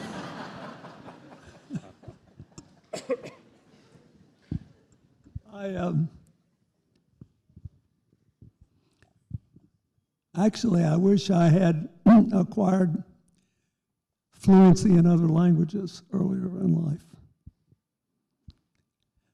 Because, well, for obvious reasons. And I regret that.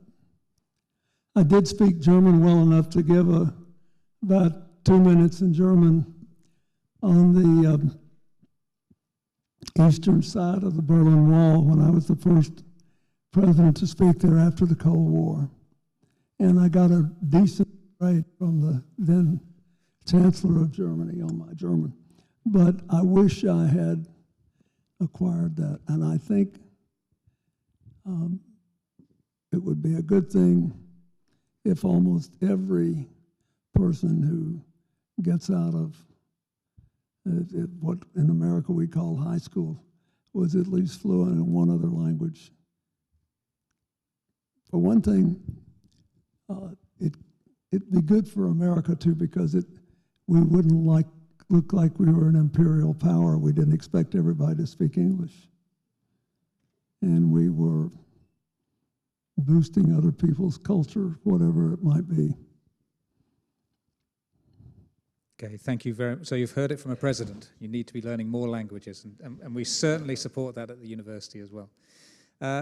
And the next question, which I'm going to direct to the First Minister, is from Jed Thomas from Bishop Gore.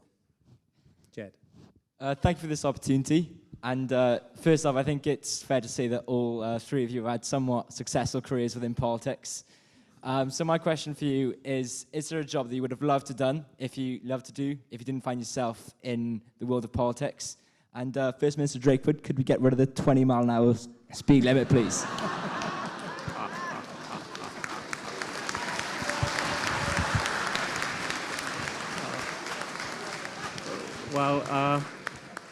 Well, first of all, of course, thank you for your advice. The answer to that question is no. And that's what I mean by having bad advice about not doing the things that you know you need to do. Your first question, though, was the only easy question I've had this afternoon, because when I was 14, I knew exactly what I wanted to do. I wanted to open the batting for Glamorgan. Glamorgan is a cricket club, a game that lasts for 5 days and ends in a draw. Impossible to explain to anybody else. But my dilemma is that I wasn't sure whether I wanted to open the batting for Glamorgan or be an opera singer. And because I was 14, I was able to resolve this very easily, which was that I was going to be able to do both. I'd play cricket until 6 o'clock, and by 7:15, I'd be able to be on stage. By now, I think I'd settle for either. Very interesting. Usually when I'm on stage like this, I get asked about car parking, so I know how you feel. For our final question, I'm going to direct to Secretary Clinton. And the final question comes from Francis Mackey of Gower College. Hi, my question is, how can future leaders retreat from the political polarisation that has become increasingly apparent in recent years? It's a really important question, and I think there are a couple of ways to answer it. I do think that it's important, and we all should do this. We all don't do it all the time, but to try to model respectful leadership and relationships. So treating other people, even your opponents, as hard as it may be, with respect, even in the face of their disrespect, and trying to demonstrate that, there's a lot of ways of interacting with people, and it's far better that if we interact in a respectful way, even with people that we disagree with, and sometimes in a deep, profound way on issues. I think that it's also important to try to find common ground wherever it's possible. I was in the United States Senate for 8 years, and I probably worked with every single Republican, or at least the vast majority of them, on all kinds of issues. And these were people that I might disagree with on 99 out of 100 issues, but there was one issue that we did agree on, and we had to work our way through to some kind of compromise position that would move it forward, maybe not as far as I wanted, or maybe farther than the other person wanted, but at least we would be able to show that we had made some progress. And that takes a lot of patience, to go back to the First Minister's important word earlier, to work with people that you have a lot of disagreements with, but to be willing to put those to one side while you try to help solve a problem. I think the third thing is, though, that a lot of the polarization, and then speaking mostly for the United States, it's deliberate. There is the old line, divide and conquer. I mean, if you divide people, you have a better chance of kind of dominating because you have a position that you have convinced people to take out of fear or anger or whatever it might be. So we should not reward that kind of politics. We should not reward polarization. And so I think that, again, there's something for voters to do. And we see people in the United States who are quite aware of the threats to our democracy, the terrible attack on our Capitol, and who are trying to, despite their lack of agreement with certain political leaders on a lot of issues, maybe they don't agree with them on climate or on gun violence, whatever it might be, but they believe that the important overarching issue is the survival of our democracy, of the rule of law, of our institutions and how they operate. So they are turning away from the most extreme candidates, the most extreme public officials, in order to try to move us back to a more respect-based politics, if that's possible. So I think there are things leaders can and should do, and I think there are choices that voters can and should make. But I would just end by saying that, this polarization within our democracy, anyway, is not just internally motivated. As Bill referenced earlier, we really are in a serious struggle between democracy and autocracy, or you might say accountability and impunity. And so there are forces on the outside who are truly trying to divide us, and who are quite good psychologically at planting stories, at creating chaos and confusion, of telling false narratives, because if they publish something online, if 1 million people see it and 500,000 dismiss it, saying that's ridiculous, but the other 500,000 aren't sure, is it true, is it not, then they have seeded doubt. And what does democracy depend on more than anything else? It depends upon trust.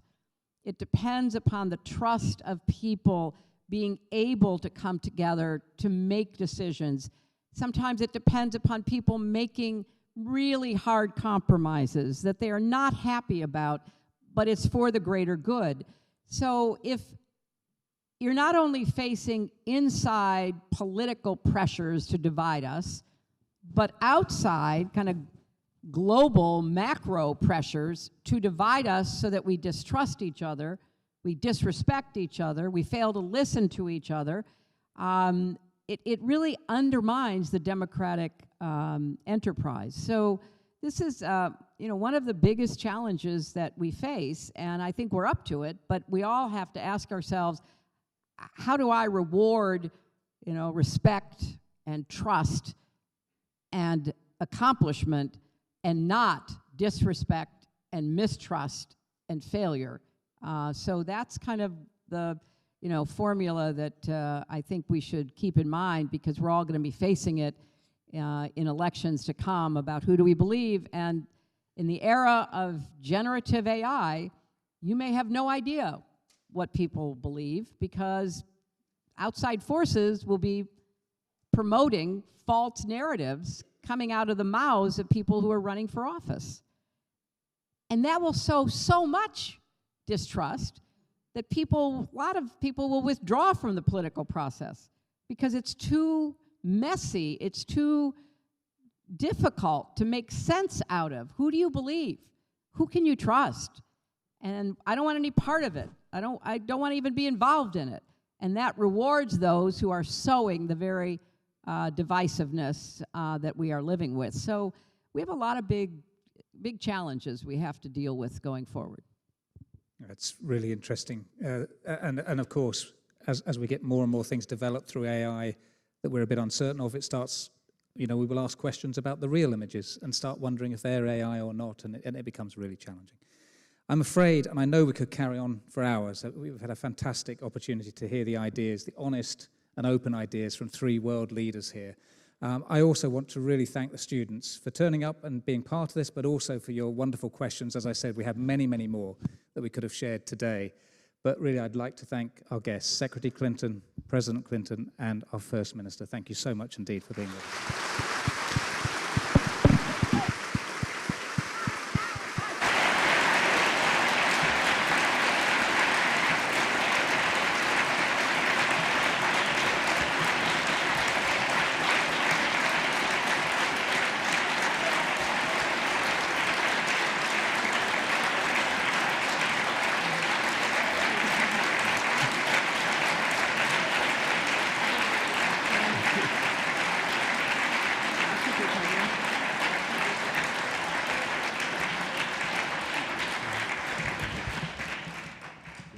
And back over to Aileen and Pablo. Yeah. Diolch yn fawr iawn.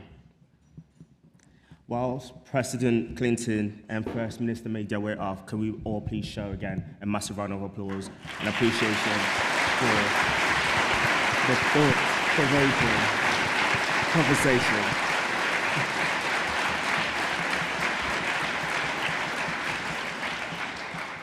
Diolch Pablo, a diolch i'r arlywydd Clinton a'r Prif Weinidog Mark Drakeford am eu cyfraniadau heddi.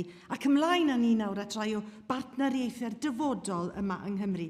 We've heard this afternoon from leaders, from Anna, about the need for individuals and organisations to step up, to work together, i wneud y pethau bychain, to do the small things, and to be more active in tackling the big issues.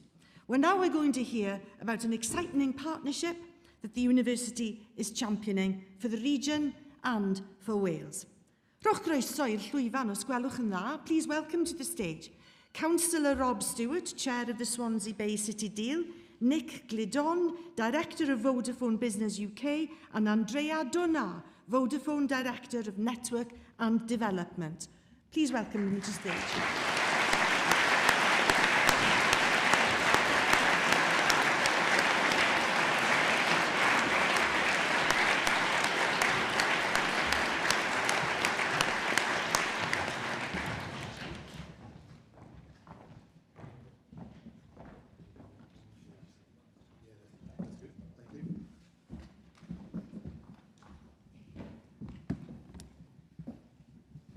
So, as Vice-Chancellor of Swansea University, I've always been clear that we're a public university proud to belong to the Swansea Bay City region and the people of Wales. We collaborate with the public, the private and the third sectors on educational, environmental, social, economic and cultural issues, and all of the things that affect us in our city, but also in the wider world. And nowhere is our commitment to the region more evident than in our support for the Swansea Bay City Deal, which has a focus on skills, on jobs, on innovation investment that will be needed to support net zero health and well-being. I'm delighted to announce today that in partnership with Swansea Bay University Health Board and Vodafone, Swansea University will lead the creation of a world-first research and innovation environment that harnesses 5G infrastructure to improve population health and well-being. And we're supported by grant funding of around £2.5 million from the Swansea Bay City Deal Infrastructure Fund to help us with that project, which will transform Swansea Bay City region as an innovation testbed. By creating a 5G network across our 2 campuses, but also across Singleton and Morrison hospitals and other parts of our community, We'll create a technology platform that will help us to answer key health and well-being questions and enable health and well-being innovations to be trialled and assessed in ways and at a scale that we've never been able to do before. The project, we hope, will attract industry and investment and jobs through the opportunity to access this unique infrastructure and to co-locate alongside the region's health, engineering, sports and well-being facilities alongside our academic experts. We're immensely grateful to the City Deal for their support and, of course, to our partners at Vodafone who are committing to additional investments in the region. And I'd like to hand over to Nick to tell us a little bit more about some of that. Paul, thank you very much indeed. Good afternoon. I was trying to get you to engage a little bit. You looked a little quiet, you know. So good afternoon. I think this is really important for us to do two things. One is build on the previous conversation. So the previous conversation talked about how can we change the world, how can we change and make contributions as individuals. And the co-investment that we announced today allows us to create something that is world-class in Swansea, in the university. And it gives us a challenge because in a year's time we will have built that test lab, we will have built that capability, and it will be open to all of us to use. Now that sounds pretty easy when you think about it from a academic perspective or a university perspective, but it's as much about how we might use it for health, it's as much about how you might use it, we were talking at lunch, for some of the media companies and some of the organisations that are around the university campus, but it's also about what you want to make it useful for in the room. This is a facility that will be available for you in partnership with the university. So that's the first thing. The second thing is, as part of what we're announcing today, we're announcing digital connectivity that the university will be able to gift to individuals and businesses that are below what we would describe in Vodafone as below the digital divide. We talk about food poverty, we talk about energy poverty, but there's digital poverty in the UK. In the UK, there's around 6 million households that are below digital poverty. That means you can't get access to education, you can't get access to health, you can't get access to benefits if you aren't in the digital society. And so we have an opportunity to create, one is a world-class environment, but secondly, an opportunity to gift that connectivity and allow that connectivity to be used to make an inclusive society for the Swansea Bay region. Thank you very much indeed, Nick. Andrea, did you want to come in? Yes. If we look back at the UK, Vodafone UK investments in the Swansea and Welsh area, the Wales area, so far we've invested in the last 5 years about £44 million. Looking forward, in the next 18 months, we're going to invest £30 million. That consists in 5 new macros to serve the campus, together with continuing the upgrade of the Wi-Fi, public Wi-Fi around the Swansea Arena, which I'm very proud to say is the fastest in the UK with 900 megabits per second. But that's not enough. We've worked with the government in the UK, the Westminster government and the Welsh government and the Scottish government, and we are committed to the shared rural network targets. 88% 4G coverage by June 24. If we get the deal that we've announced earlier in the year with 3UK approved by the Competition and Market Authority, we will take that coverage to 93% for Wales on 4G and 95% geographical coverage on 5G by 2034. That's really important because a recent study of ours shows that there is a clear correlation between the lack of 5G connectivity and the level of deprivation in a particular area. That statistics in rural areas is 46% for the UK. It rises as much as 54% in Wales. And we feel, and we're driven in Vodafone with a sense of true purpose to connect everyone for a better future. That is our purpose. And we believe that we have to stop and bridge this gap of the digital divide gap that we have and invest £11 billion of the synergies that will arise from this merger back into the network, 6 billion of them in the first 5 years, increasing productivity, for example, in manufacturing by 6 billion before 2034. And knowing Wales has about 17% of their national output that comes from manufacturing, that much needed efficiency in production in manufacturing puts Wales in a great position to benefit from. So we're here to continue our investments. Hopefully some of the statistics I've run through demonstrates our commitment, not only in the past, but also in the future.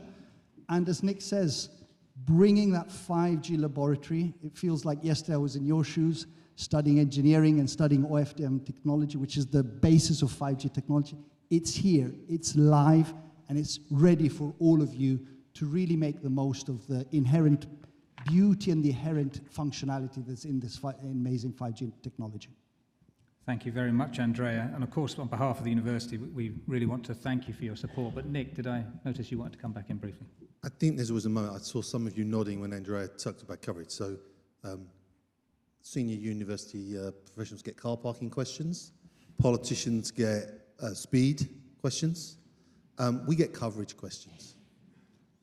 And that coverage question is really important because I think the point that we would say is once we've provided that coverage, the opportunity to add value, create opportunities for health, create opportunities for connectivity are really, really important. And so I'd kind of challenge us a little bit in this room. It's our challenge to bring the coverage and the capacity and the connectivity. It's your challenge to bring the ideas, the capability, and the kind of ambition for the future. And that, I think, will be a great partnership to start with. Thank you. Okay, thank you very much. And Rob Stewart, our leader here in Swansea City Council, perhaps you could say a few words on behalf of the city region. Yeah, thank you, Paul. And look, on behalf of the city region, we are really welcoming this investment. It was an absolute no-brainer for us to make the first allocation out of our 5G digital fund to this project because when we secured the city deal some 5 years ago now, the digital thread was the core of the city deal that ran through all of the major projects. And seeing the investment of the 5G test bed and the innovation facility, it's what that will unlock because Secretary Clinton said earlier about drone deliveries being used, the onset of driverless vehicles, the onset of remote technologies in medicine to be able to treat you remotely so you don't have to make journeys back and forth to your physicians, and to remotely administer treatments. All of those things are potentially possible by the advent of these new networks. So absolutely proud to see that investment coming in. And in terms of the deal, again, just a quick update. I mean, the deal has really motored forward. We're the only deal in the whole of the UK to have allocated all of its capital, all of its investment, nearly 1.3 billion now allocated to 9 transformational programs and projects, from smart manufacturing to economic renewal to green technologies, and also then overlaying what we're doing with the city deal to really motor forward on things like the Celtic Freeport, because the collaboration and the relationships are really strong here. The First Minister mentioned it. It is a way of operating that we are really all bought into, whether it's the councils, Neath Talbot, Swansea, Carmarthenshire or Pembrokeshire, whether it's our 2 universities, whether it's our health boards or our private sector partners. Everybody's working together in collaboration to try and make sure that we deliver the best future we can for the people of this region. And the real driver that started all of this, the real thing we're trying to fix with the city deal, is that far too many of the people who grow up and get educated in our region, in our city here, and come to this university or to our other university or take a vocational qualification, end up having to leave the region to find the career and the jobs that they need. And if we can turn that around as we are doing, create high-value jobs here so that people stay, create businesses here, create further employment, then that is one of the best things we can do to sustain future generations. And that's what the city deal is about. Diolch, Rob. And Secretary Clinton, you've heard a little bit about the partnership that we're developing here. Perhaps you have a few words to add. Thank you very much, Paul. And I want to thank Nick and Andrea from Vodafone for this really important initiative for the university and for the Swansea elected leadership to really being a full partner and having that kind of future-oriented vision that the First Minister talked about.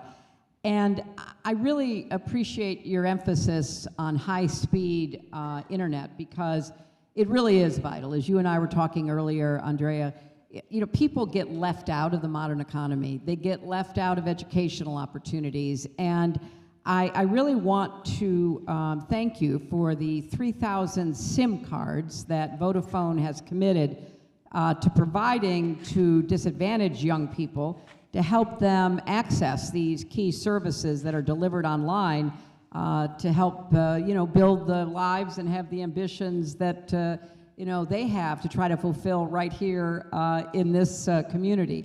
And I hope what Vodafone is announcing today will inspire other partners in the business world, Nick, to come forward to do their part as well, because it was exciting to talk about the future in the prior panel, and it's even more exciting to see it taking root and building with a project like this. So thank you all. Thank you very much indeed, Secretary Clinton, and we'll certainly keep you updated on how the project develops over the next months and years. Thank you all once again for your support. We really appreciate it, and it's a really great example of some of the things we've been talking about on the stage today, coming together in partnership that I think will deliver, obviously for the university, for Swansea City, but for a much broader region, for a number of people who are in here and further afield.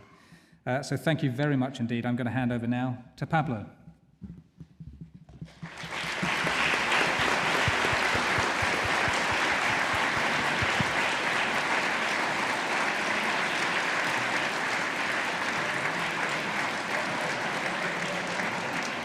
I think now we're going to be welcoming some of our Global Challenge scholars. And Hilary, I think you're going to introduce them for us. I think if you go to that one, maybe.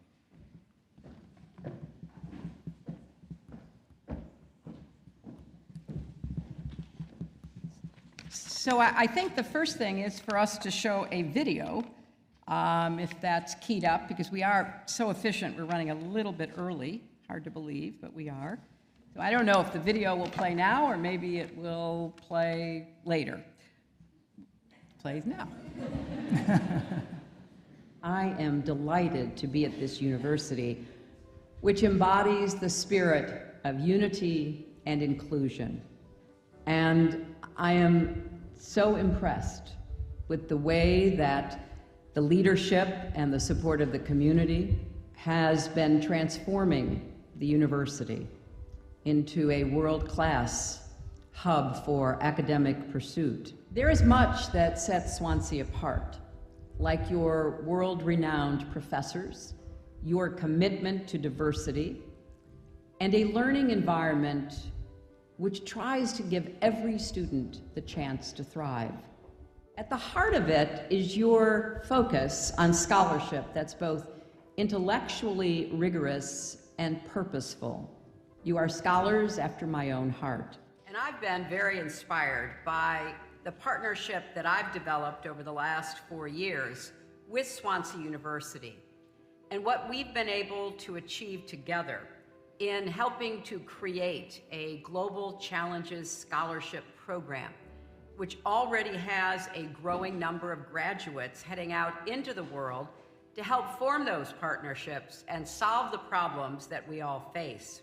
Hi, my name is Charlotte. I was one of the scholars in the first year of the Global Challenges programme. My focus throughout the year was on child poverty and children's rights, and I was really lucky that I was able to complete a placement with Save the Children Wales on this as part of the Confronting Global Challenges module. So my focus at the time was on online harms, particularly on how do we protect young people from online harms and what are the legislative options that we have to do something about this. So that was obviously inspired by the work of Secretary Clinton in not only educating the world about the dangers that can occur online at a time as well where the extent of that danger really wasn't well understood, and also obviously never forgetting children and putting children's rights into the conversation consistently. During the scholarship, I focused my research on starvation during armed conflict.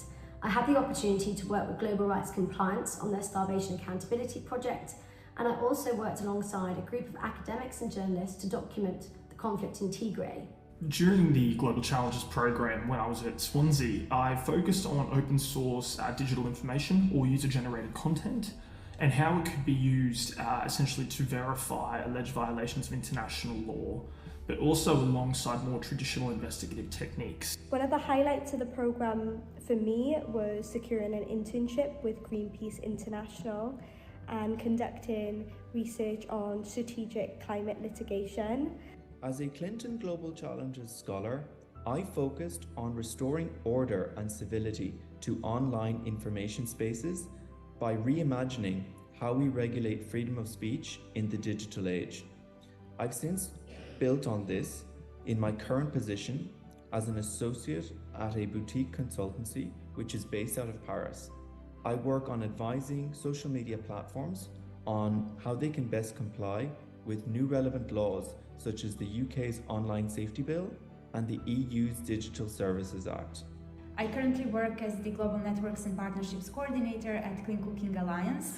Clean Cooking Alliance is a global non-profit organization that works with a global network of partners to provide access to clean cooking for 2.3 billion people who live without it each day.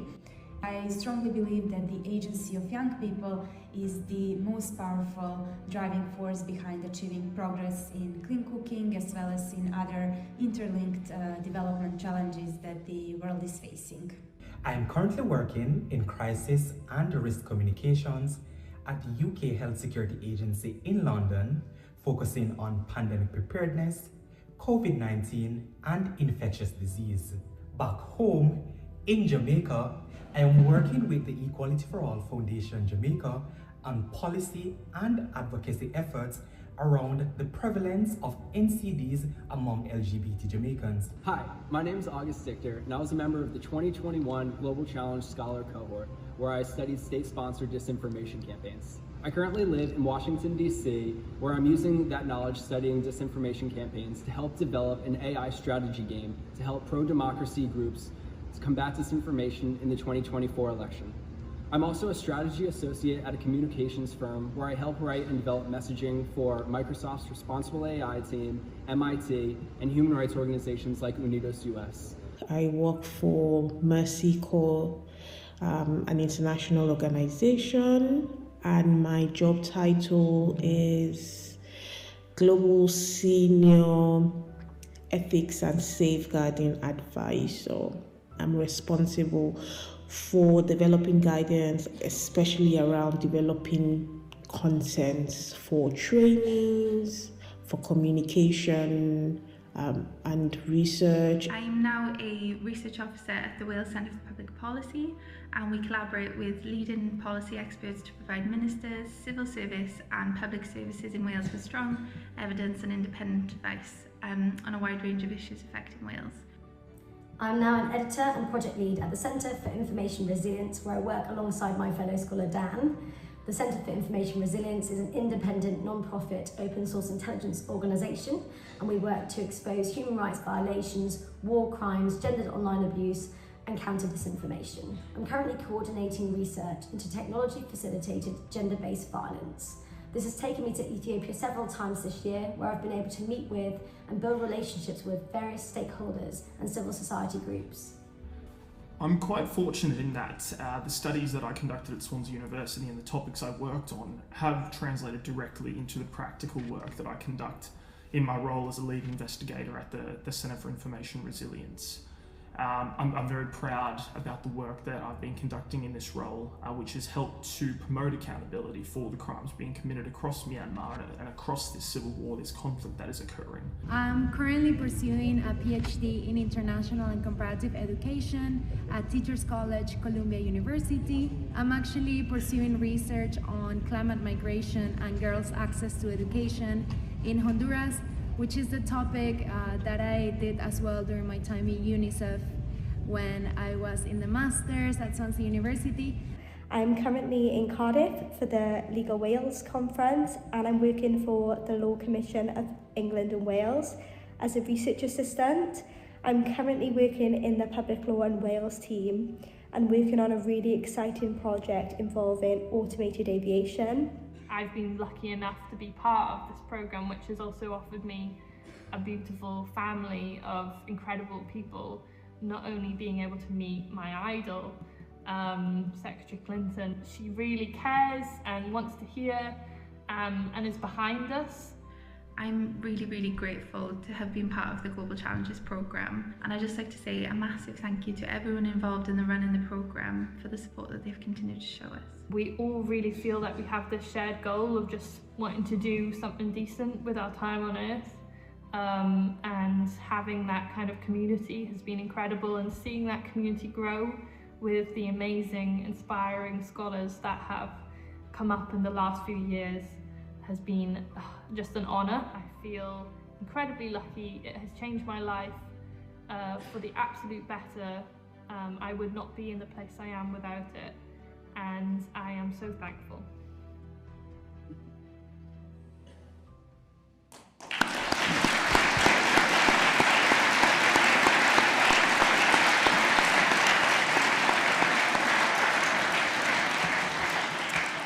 Well, that is an incredible testament to the power of access to education and skills training, to mentors and opportunities. And I want to thank you, Vice Chancellor, for all that you've done to support this program.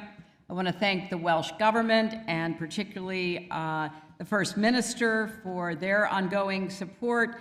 And most of all, I'm thrilled that we have some of our Global Challenges scholars with us today. I want to introduce to you these remarkable young people who have been studying at Swansea, still feel connected to Swansea, and are doing important work throughout the world right now. So please join me in welcoming to the stage the Hillary Rodham Clinton Global Challenges scholars.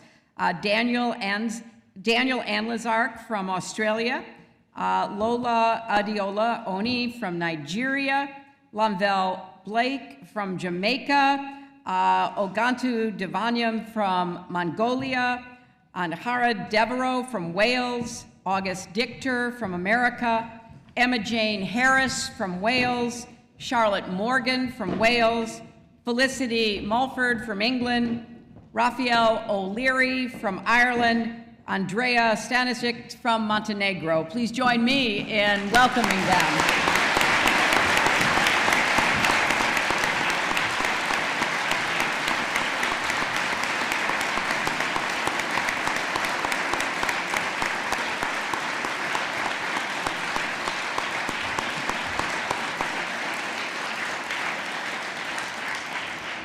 You know, this program is unique in its combination of academic excellence and its creative, action-oriented approach to collaboration. But what has made it especially impactful are the young people who were selected to participate. The first 3 cohorts of scholars were made possible by a generous partnership between Swansea University and Sky Group, with a creative focus on media, tech, and education. The master's program has been so successful that Swansea University is developing a new cross-disciplinary undergraduate program to give even more young people access to similar training and opportunities. This is so exciting for me because it's really a dream to bring young people from around the world to a first-class institution like Swansea, where they can be exposed to the extraordinary education available here, where they can make more friends, have mentors and relationships that will last for a lifetime. I hope that those of you who believe in this kind of a program and what it is able to accomplish will connect with Swansea, with Paul, the Vice Chancellor, and his team to look at ways that perhaps you and your organization could also be involved.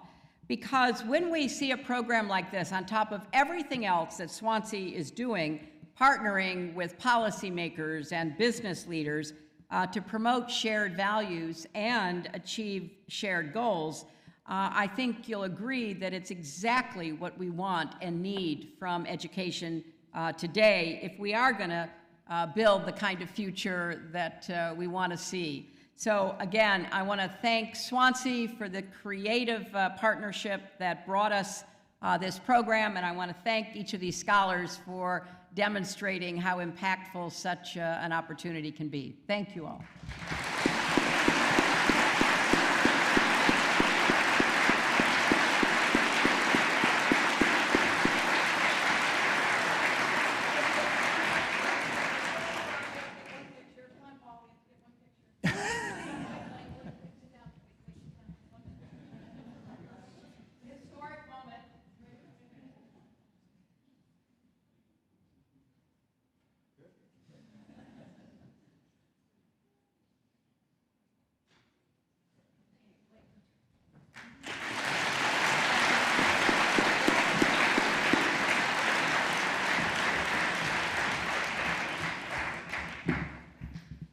Good afternoon. Is this how people feel when they get the Grammy? Secretary Clinton, on behalf of all my fellow Hillary Rodham Clinton Global Challenges Scholars, I would like to thank you for your support for the Global Challenges program and for the opportunity to be a part of something special.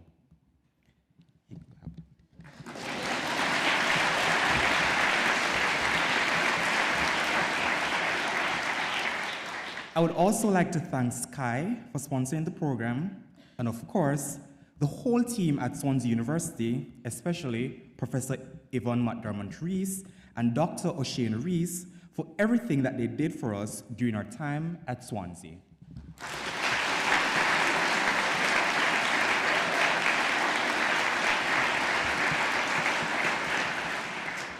As you can see from the video, the program has given us an amazing foundation for us to build careers in areas that are important to us and to do something positive that really makes a difference. It was a privilege to be a part of the program, and I know all of us are proud to be Clinton Scholars. Thank you again.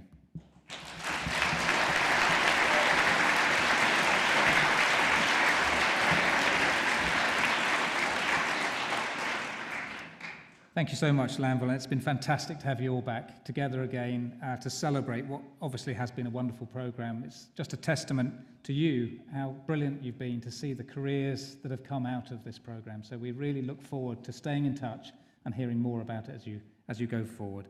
So can I finally just ask you, show your appreciation to Secretary Clinton and to the Global Scholars.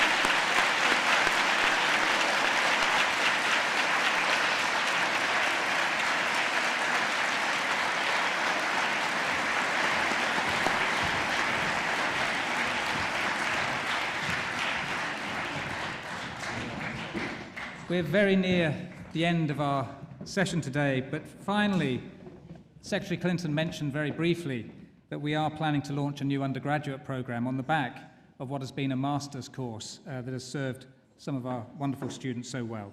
So we're just going to turn now to a very brief video, just for a couple of minutes, to learn a little bit about this new undergraduate program.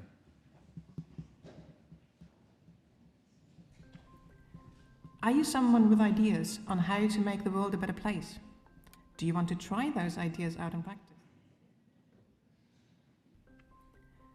Are you someone with ideas on how to make the world a better place? Do you want to try those ideas out in practice? Then our new Leadership for Global Challenges program might be just the right degree for you.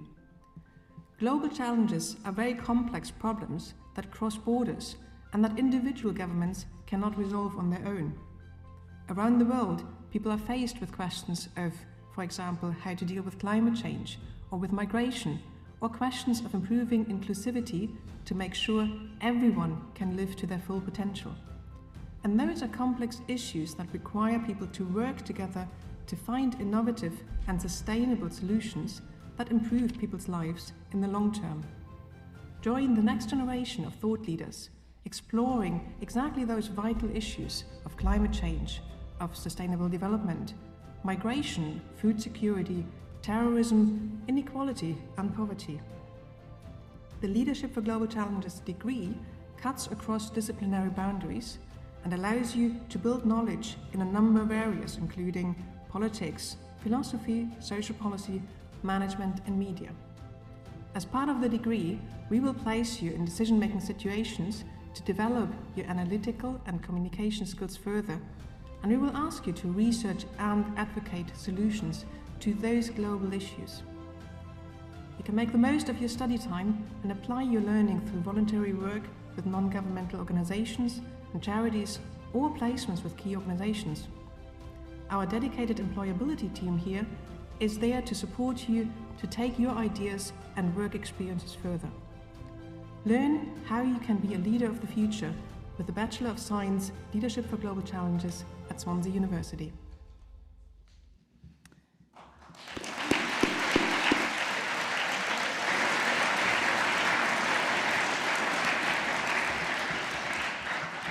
As you can see, a program that builds out of the experiences that we've been able to put together for the master's program, and we're so pleased that Secretary Clinton will remain associated with that undergraduate program and bring some of the connections that she has to those students who choose to study there. Sadly, all great things have to come to an end, and I'm afraid we've reached that time today. I want to thank every one of you for joining us in this experience. I hope you've enjoyed your time with us today. I really hope that you enjoyed our guest speakers, and thank you so much, particularly the students, for joining us. I've taken a lot of inspiration away from this. I hope you have too. So finally, diolch yn fawr, and thank you very much indeed.